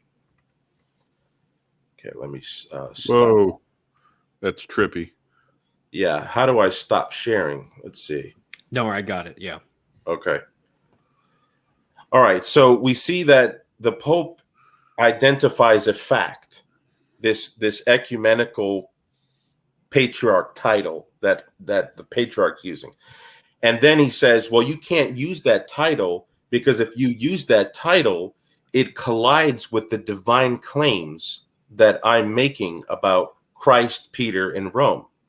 Well, Hadrian can't be speaking of empty honorifics, because he's trying to refute a fact with a fact. You don't refute a fact with a fiction. Okay, so that's response to my response. My first response. You've got 2 + 2 = 5. That's an error. You don't fix it with 2 + 2 = 3. So when Pope Hadrian is fixing this problem, he's using what he thinks is is a fact. So it can't be exaggerative. The second objection I'd like to let's go down here and say something, Allan, if you want, because I'm searching for something right now. Subscribe to my YouTube channel, Allan Ruhl. Sorry, had to put in the shameless plug. No, I don't got much to say. I'll leave this one to you to take care of. Yeah. Okay, let's see. All right, let's just go to the second objection here. All right, the response to the second objection, Charlemagne, okay, it was brought up that Charlemagne rejected the Second Council of Nicaea. And that's true, he did. The court theologians, who really, one of the leaders, Alcuin, who's actually a saint in the Catholic Church, they thought that the Council of Nicaea was wrong on the veneration of icons. And so the idea is, well, the court of Charlemagne used such, powerful statements to qualify the Apostolic See, saying that, no one can observe doctrine without, consulting the See of Rome. But when the rubber met the road, they just rejected the Pope's interpretation of icons. And so really it had no application in reality. When push comes to shove, what really mattered is what they thought was true. And so I want to respond to that. So anyone who's familiar with the history of Charlemagne's court knows that Saint Alcuin of York was the primary thinker that led that court.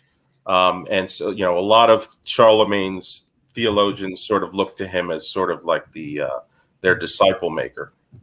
And so it would be useful to look at Saint Alcuin's view of the papacy and see if that accords with this idea that they didn't really see it as real. It was just an empty honorific.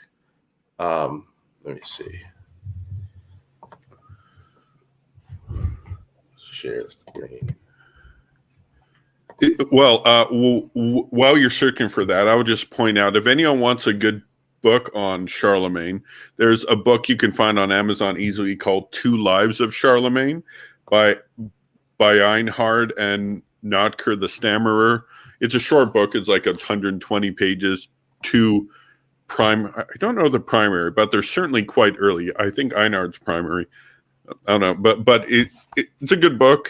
It gives early sources, and it's important because we're getting close to the schism, and he's an important guy you need to study. So yeah, you can pick this up on Amazon for $20. It's probably even less in the States since your dollar's worth more than ours. But yeah, here's the book you want to buy. And okay. I'll let Erick get back to it.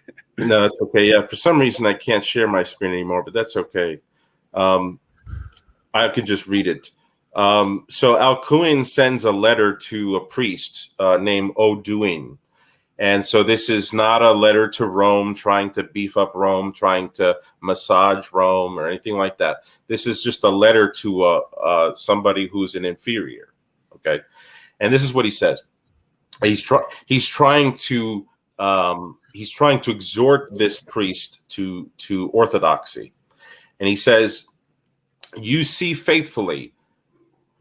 how faithfully, how reasonably and prudentially all these things have been handed down for our observance.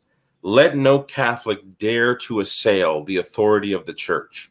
Let no sane person dare to attack a custom that is reasonable. Let none of the faithful fight against the mind of piety. And lest he be found a schismatic and no Catholic at all, let him follow the most approved authority of the Roman Church, that whence we have received the seeds of the Catholic faith, there we may find the exemplars of salvation. lest the members be severed from the head, lest the key bearer of the heavenly kingdom exclude such as he shall recognize as alien from his teaching, close quote. That is Alcuin, Epistle 6, in his epistolary. I got the translation from Jesuit Gellard Ellard in his book, Master Alcuin the Liturgist.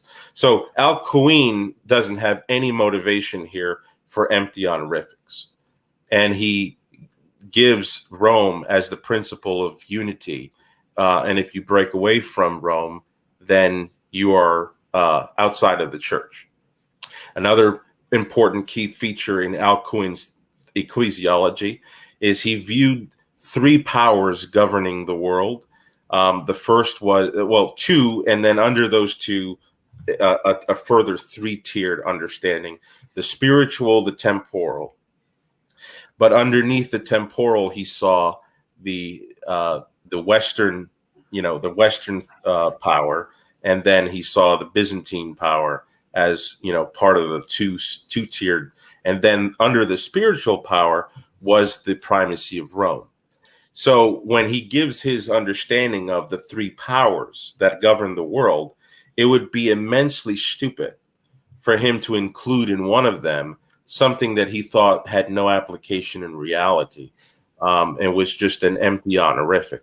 So push comes to shove, in the Caroline books, they write a detailed refutation to the Council of Nicaea.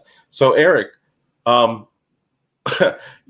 may say all these things, but what about their rejection of Pope Hadrian's belief that at least the icon doctrine of the Second Nicaea is orthodox? They reject it and they argue against it. Well, it's interesting. It's interesting that we need to read more about what the Caroline books say, because in one of the articles defending their rejection of the Council of Nicaea, they cite Rome as the ultimate arbiter of the faith. So, and here I'm quoting from the Libri Carolini, chapter 1, article 6. This is translated by Edward James Martin in his A History of the Iconoclastic Controversy, page 237. Quote, "The Church of Rome is above the rest and must always be consulted on matters of faith. Scripture and doctrine are authenticated by Rome." Close quote. So picture, Charlemagne received the acts of the Council of Second Nicaea, totally disagreed with it, knows that the Pope ratified it, or at least agreed with the doctrine on images, and then writes a detailed refutation of the council. And one of the arguments is that the Church of Rome is above the rest and must be consulted, and that scripture and doctrine are authenticated by Rome.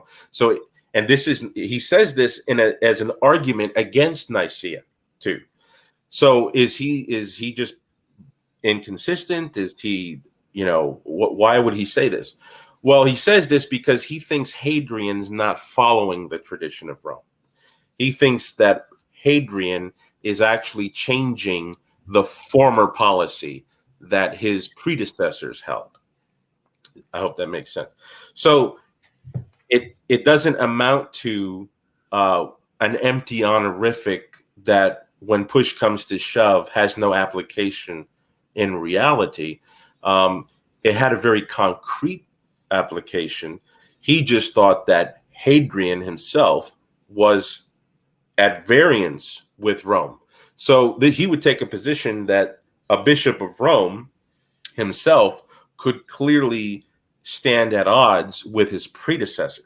Now, that may be different than what others at the time believed. That may be different than what Vatican I teaches. It's not necessarily different than what Vatican I teaches, but it's not an empty honorific. An empty honorific is when somebody says, increases the hyperbole or the exaggeration of something, but everyone kind of knows that that's not really the case, and it has no function when it comes to like real decision making. That's clearly not the view of Charlemagne on the primacy of Rome. So let's go to response to objection 3. So this is the objection that Pope Hadrian, when he wrote to the council originally, he demanded that the council would return the patrimonies of Calabria, Sicily, and the prefecture of Illyricum, at least the patriarchal jurisdiction of Rome over those territories as well. And the council didn't even speak a word about it. So the response to this objection would be this, that Hadrian never asked the council this, and he never asked the patriarch that. He requested that the emperor would restore these things, because the emperor is the one who unlawfully confiscated them in the previous century under the iconoclastic Emperor Leo the Isaurian. And so this was not really something that the Eastern bishops thought was in their hands. Neither did the Pope think that. So the Pope didn't think that, that the council was going to return these territories to Rome. So because some people think, well, if Hadrian had universal jurisdiction, like Vatican I says, then he wouldn't be asking people for territory back. Well, again, Rome couldn't just go back to these territories because you had the Byzantine military stopping him. So it's not as if, he had jurisdiction over the whole world. He could have just sent people anywhere. Well, at the time, the Byzantine Empire had just come out of an iconoclastic policy. It wasn't following the Orthodox faith. When the Byzantine Empire took those territories from Rome, they put them into the hands of an apostate patriarch of Constantinople. So that's not the Catholic Church at the time. So Rome writing the emperor and asking for these things back is simply asking, hey, you guys illegally took this. You're using military force to maintain that these things don't belong to Rome anymore, and you need to undo that. So this is not a denial that he has universal jurisdiction by either himself or the council. In fact, all the way up to the Council of Constantinople 879, which you have Pope Nicholas, you have Pope Hadrian II, you have Pope John VIII. Those are popes that all scholars believe they had universal jurisdiction. They're still asking for those territories back. So it's not that they don't have the jurisdiction. They know that the emperor could, if he decides to go with the church one day, he may not decide to go with the church the next day. So that's why he's asking for those territories back, because they were wrongfully taken away to begin with. So that's the response to that objection. Response to objection 4. Oh yeah, that Matthew 16 refers to the universal church. Of course it does. That's what the Catholic Church believes. Mm-hmm. When the Matthew's Gospel records Jesus saying, "You are Peter, and on this rock I will build my church," that's referring to the universal church. That's not talking about Rome. He will build, I will build my church, and the gates of hell will never prevail against it. That's a statement about the whole church. That's the universal church. It's built on the rock of Peter, but it's still the universal church. The other objection 5, we're getting close to the end, that the Catholic Church believes. The Catholic Church believes that all you need for an ecumenical council is the Pope to agree, or the Pope to assent. And this is the idea, like the papal ratification theory. And that's not true. The Catholic Church has consistently taught, and even today teaches in our own canon, our own code of canon law, in Canon 339 and 341. I'll quote this to you.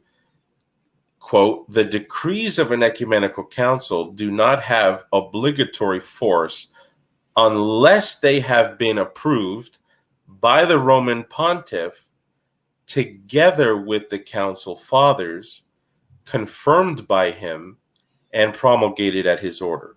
Close quote. So it's abundantly clear that Catholic canon law does not believe that the Pope can just assent to a synod and then it's ecumenical. Okay, it has to be a collaborative effort with the universal episcopate, and if you don't have that, then you don't have an ecumenical council.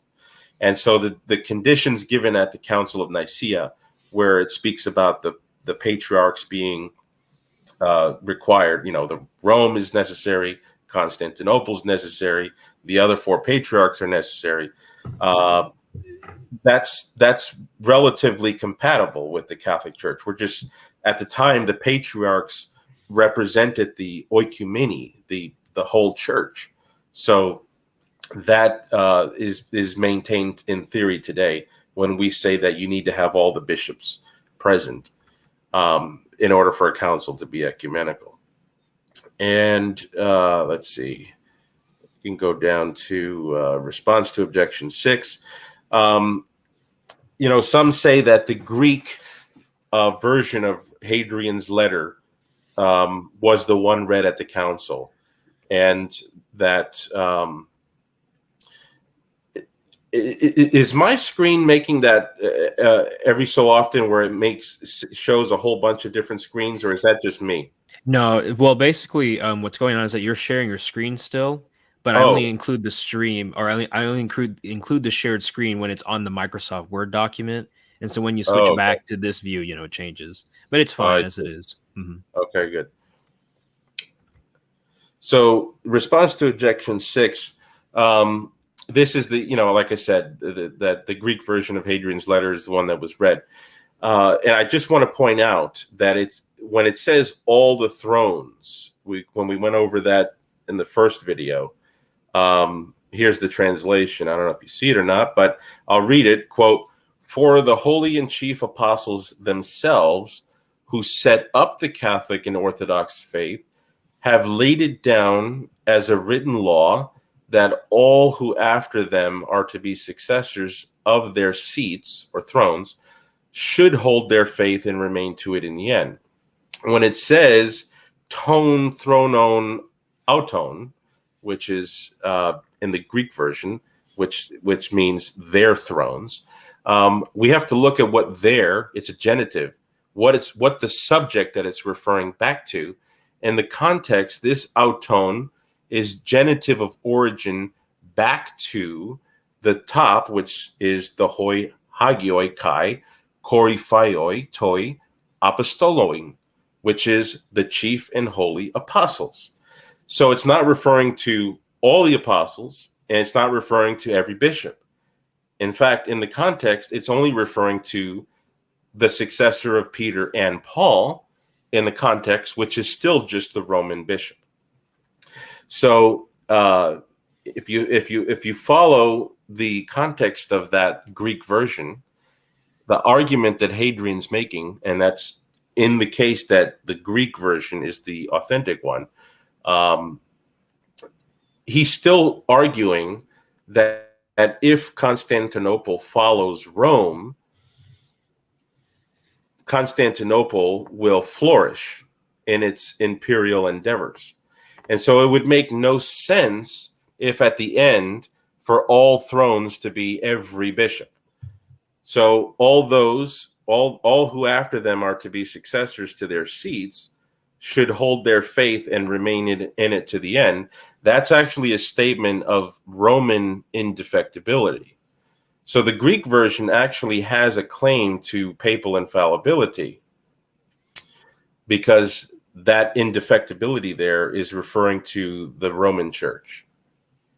So those are, this is not a statement of general apostolic succession.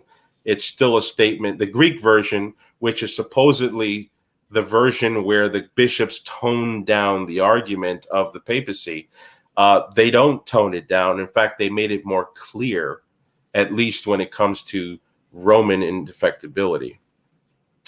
And I guess we have the last one, response to objection 7, that the translation of Hadrian's letter to the emperors, which is center of the debate, the papal claims. Let me go back here. Is there a way for me to stop sharing? Okay, stop screen. Is that what I should hit to stop sharing the screen? I'm not sure, but I think it's fine because right now I'm not sharing the infinite screens. So yeah, you're good.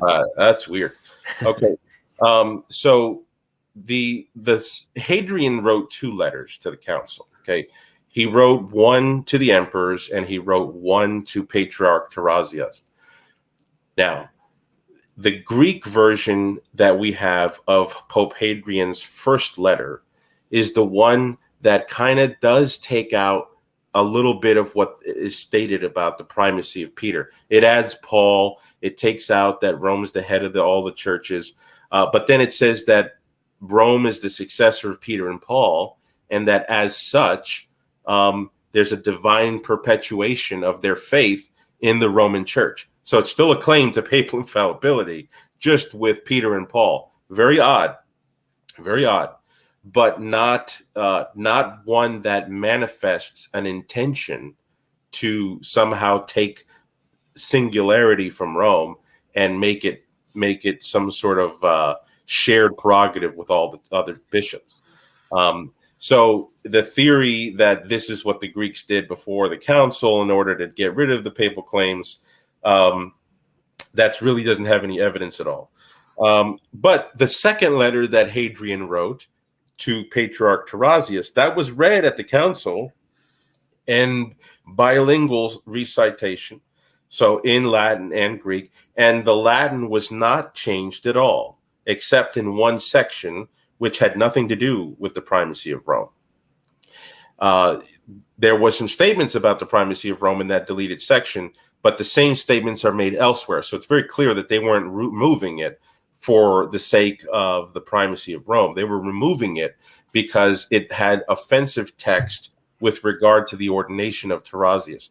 There's a whole the whole history behind that issue, but it doesn't pertain to the issue that we're talking about right now.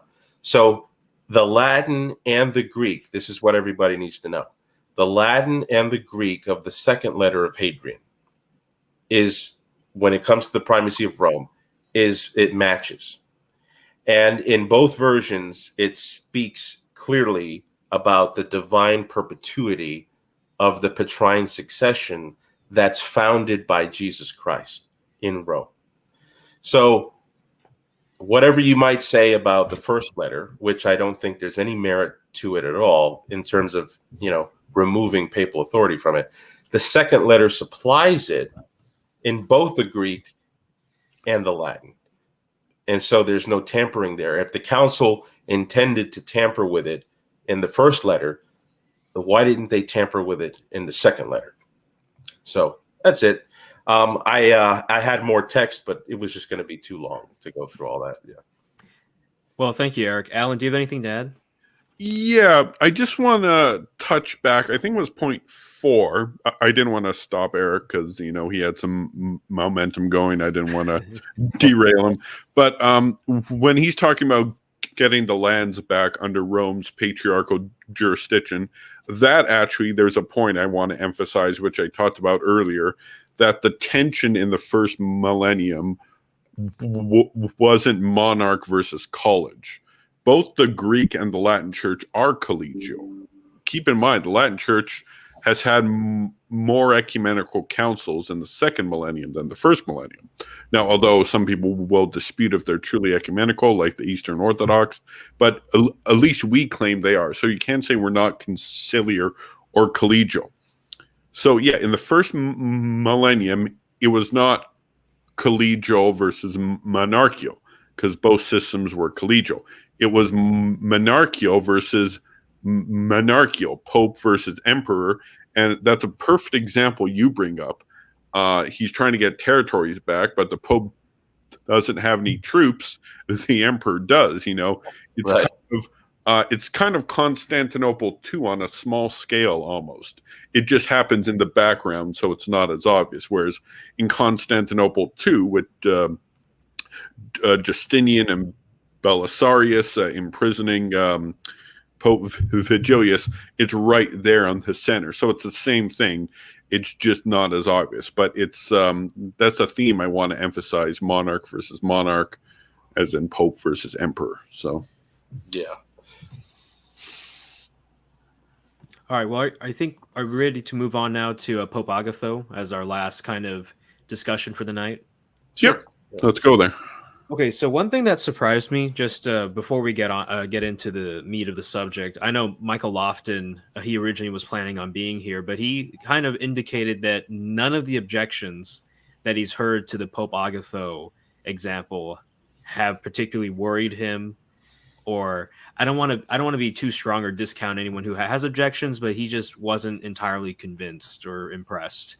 And so I don't know. I don't want to say this is like a silver bullet, right? But it seems like at least Michael is very confident in this example. So let me see here. So there was a kind of a question from a YouTube channel called Cult of Modernism. And so here's what they asked.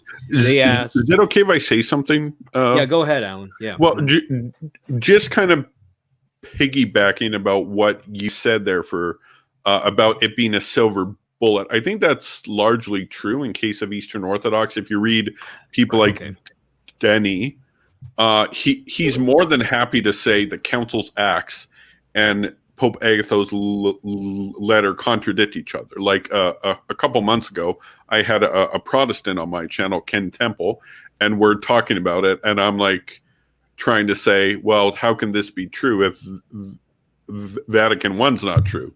And I kind of forgot I was talking to a Protestant. He's like, well, they contradict each other.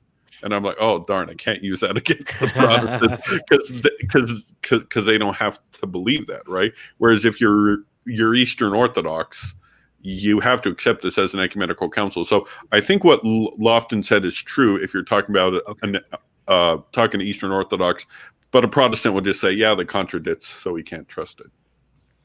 Yeah, right. Eric, did you have anything to add to that?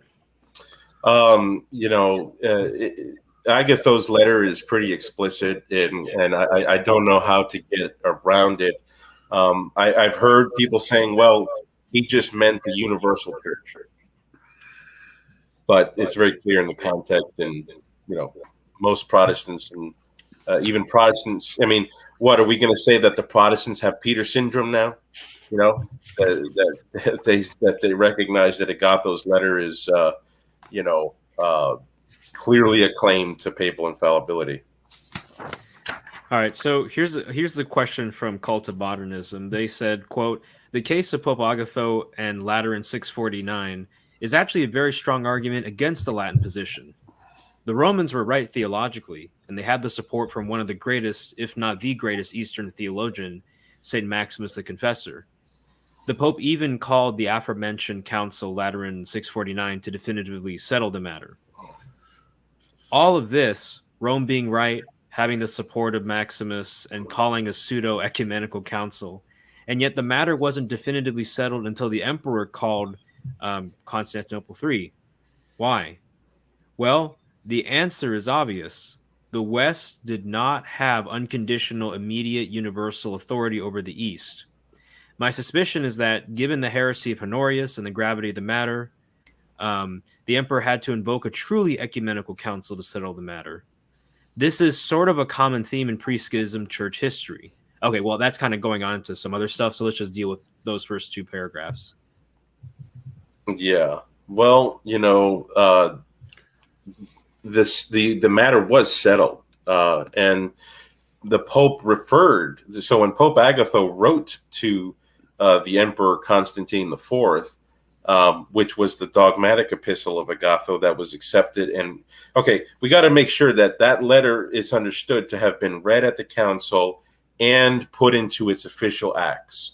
So when we're talking about Agatho's letter here, we're not talking about the Pope's opinion It may have been the Pope's opinion when he wrote it. I don't think it was, of course, but let's just say it was. It changed from being an opinion when it was read at the council and then translated into the Greek Acts and made part of the official acceptance of the council. That letter refers back to the council under Martin, which was Lateran 649. And I don't think that the popes understood that council as ecumenical. Maximus surely did. I think he did. I think historians prove that. But we don't really see Pope Theodore or Pope Martin. Those are the two characters that got Lateran 649 going. We don't see any reference in their material that what was done there was like an ecumenical council. What they did believe is that the faith was defined, and that if anyone rejected it, that meant you were in spiritual disaster. So that's kind of different than an ecumenical council. If a pope has a little Roman synod today and then issues a decree that goes out to the whole world, that's not an ecumenical council. Okay, it does mean the faith is defined. So now, then the question is, well, if the faith is defined, then why did they have an ecumenical council in 681 under Constantine IV? Well, again, not every to open a council is not for the sole purpose of everyone has to know what the truth is. We don't know what it is. We got to figure out what the truth is. No, most Orthodox would even admit that no, the deity of Christ was always taught before Nicaea, but there was still a reason to call the Council of Nicaea. So in the same way, the popes simply referred back to their decrees at Lateran and in their the Roman Synod that was held right before the 681 Council in Constantinople. But the purpose, of course, is to make sure that you have all these acclamations from the Eastern bishops, which it's debatable whether Constantinople 681 was an ecumenical council if we're being fair to parameters, right? Because Alexandria, Antioch, and Jerusalem, I don't believe any of the bishops, none of them were there.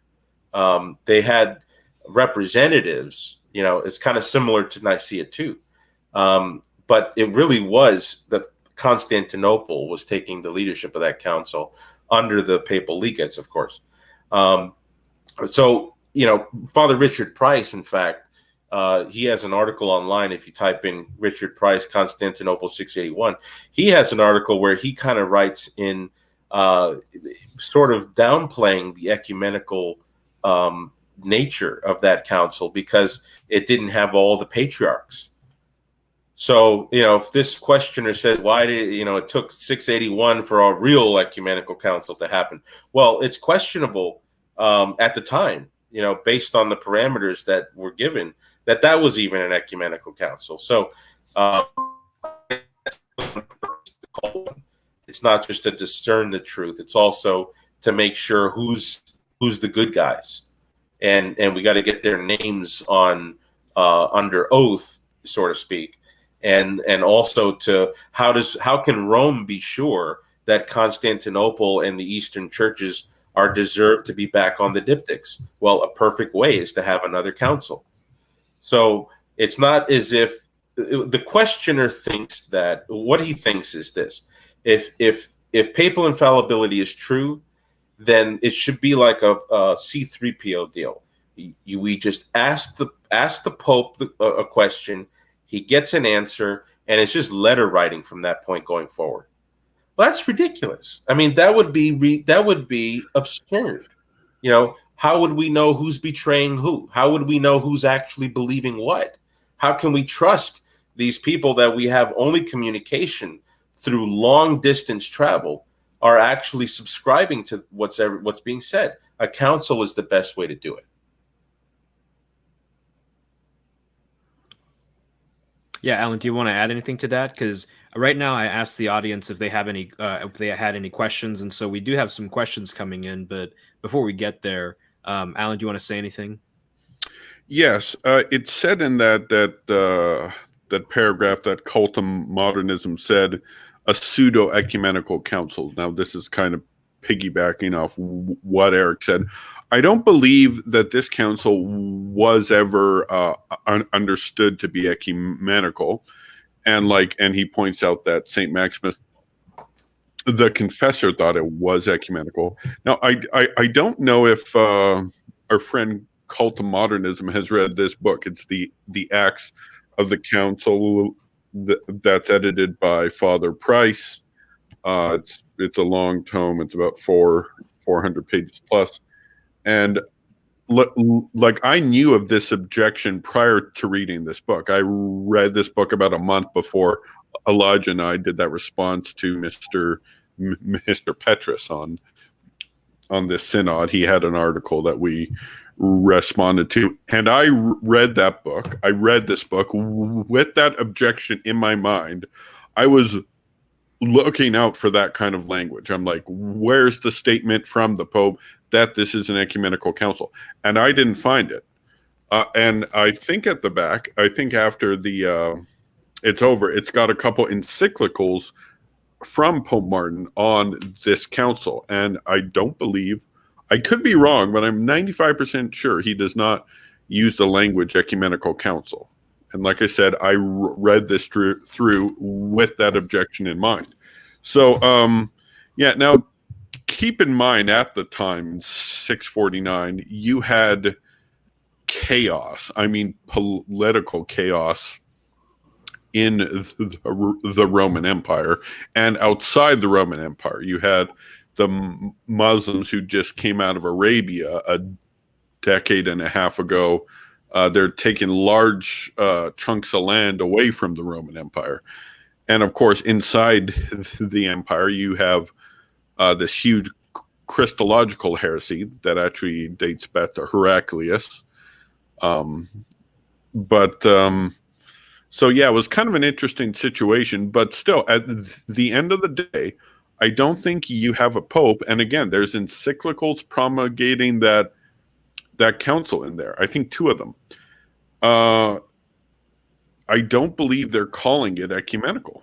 If our friend Cult of Modernism can show us where the Pope tried to make it ecumenical, perhaps then we'd have a problem. But I don't see how it's a problem unless he can provide that evidence. He's making an assertion here, but I think he needs to prove the assertion by quotes from a pope. All right. And just to reiterate really quick before we get into audience questions, I mean, nonetheless, do you both still think that this is like a silver bullet, so to speak, if you're an Orthodox, leaving aside if you're a Protestant or not?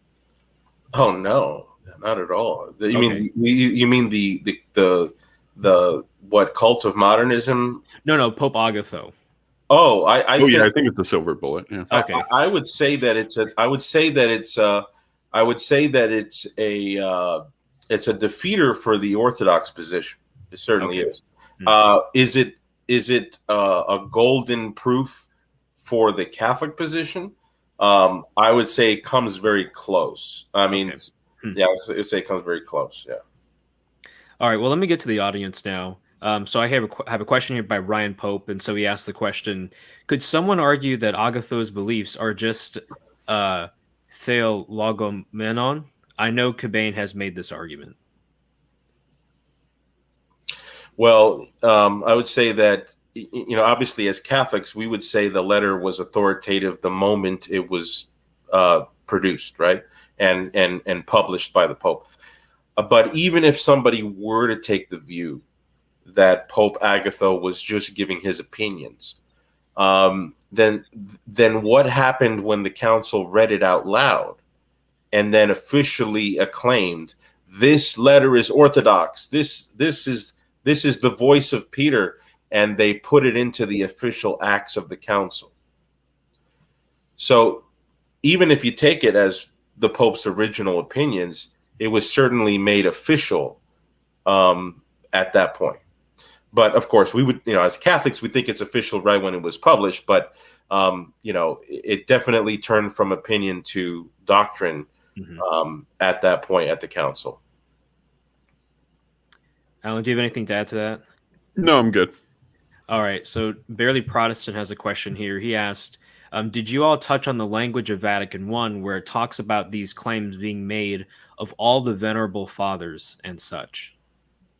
If you want, I can. Yeah, go ahead, take Alan. this one. Yeah, no, we didn't touch on that now, but I'll comment on it right now. That was not part of the script. We had a prepared script for this show, so that was not part of it, but I'll comment on it now. So each time the church speaks with one voice, and that happens most clearly at the ecumenical councils. Like if you go the first millennium, there's 8 ecumenical councils, and each time they interpret Matthew 16, for example, they don't have Saint Cyprian's view of Matthew 16. So you have the Matthew 16. It's always applied to the Pope exclusively. If you go back to the first part of this, I don't know what time you tuned in. I gave examples about how Father Patrick's 3 Petrine Sees is kind of improving on evidence that's not actually there. So I think each time you have an ecumenical council and they take that verse and apply it to the Pope of Rome, like you have in Ephesus, like you have in Chalcedon, Constantinople 2 and 3, and elsewhere, those are all the fathers, because all the fathers at a council, like the council is when you got hundreds of bishops speaking with one voice, the one voice of the church, and they give that official interpretation of Matthew 16 to the position and authority of the Pope of Rome. So that's my answer. If Erick wants to comment on that. Yeah, I would. What Allan is saying is absolutely right.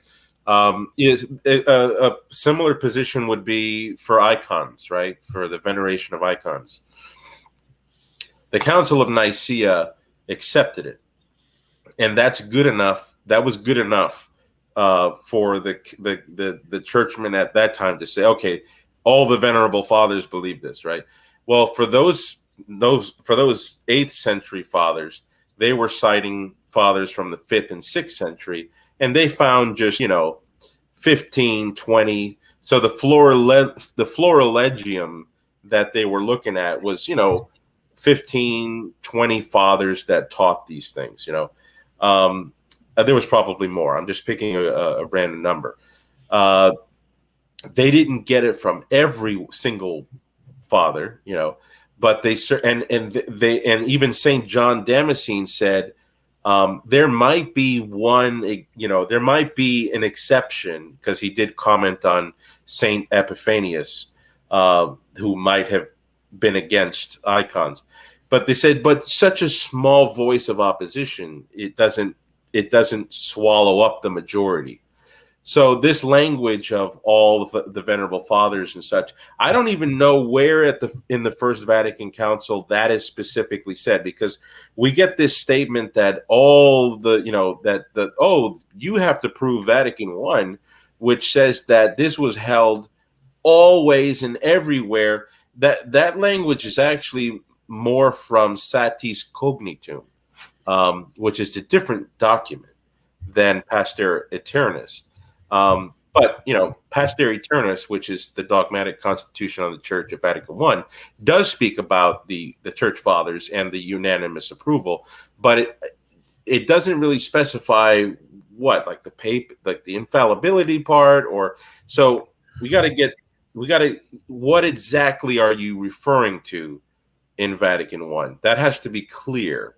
And again, I think I referenced Father Vincent McNabb. If you can get that book, read the whole thing, so learn, because most people, when they read Vatican I, what is it? They typed in Vatican I in Google, and they read like what EWTN gives you from Vatican I or something like that. Read Vatican I, read the whole thing, and then have a page number to an official translation that you're using.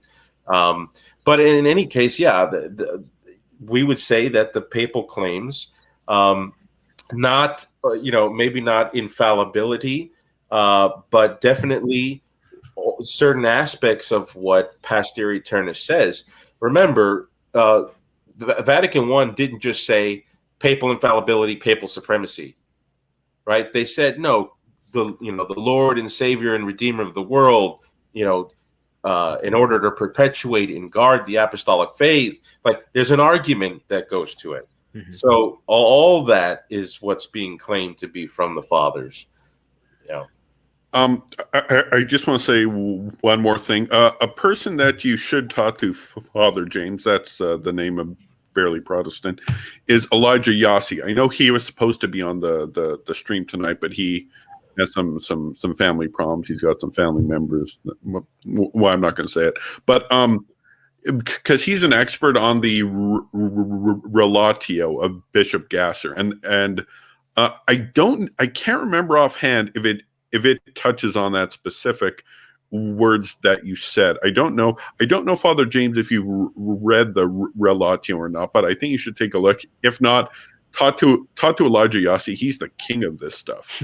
And something else. I know Cardinal Manning wrote 2 books. He wrote a book in defense of papal infallibility in 1868 prior to the council, and he wrote a book after the council called What Happened at Vatican I. I've read the first one. I've not read the second one. I've been meaning to, but he may touch on it there.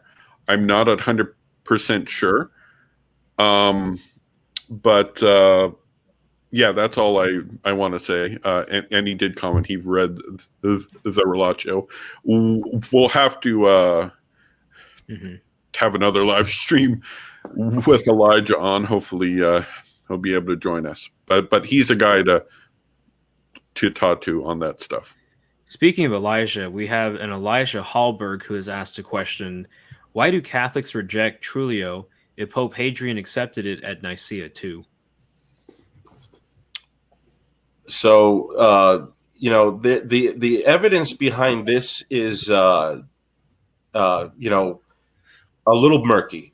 Okay, some scholars believe that Rome never officially accepted Trullo 692. So, for example, if you purchase Father Richard Price, Elijah, if you purchase his translation of the canons of the Council of Trullo, the Council of the title of it is actually, I think, the Quinisex Council of 692, which is just fifth, sixth, meaning completing the fifth and the sixth, which didn't have canons.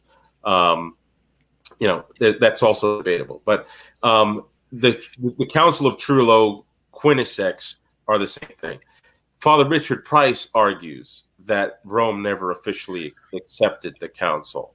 I take the position that there exists some evidence under the pontificate of Hadrian I and under the writing of Anastasius Bibliothecarius under the pontificate of John VIII, that at least some portion, some agreement was struck up at some point, that those canons could be utilized in the East, but that they would not, but that the Western churches would not be accountable to some of them.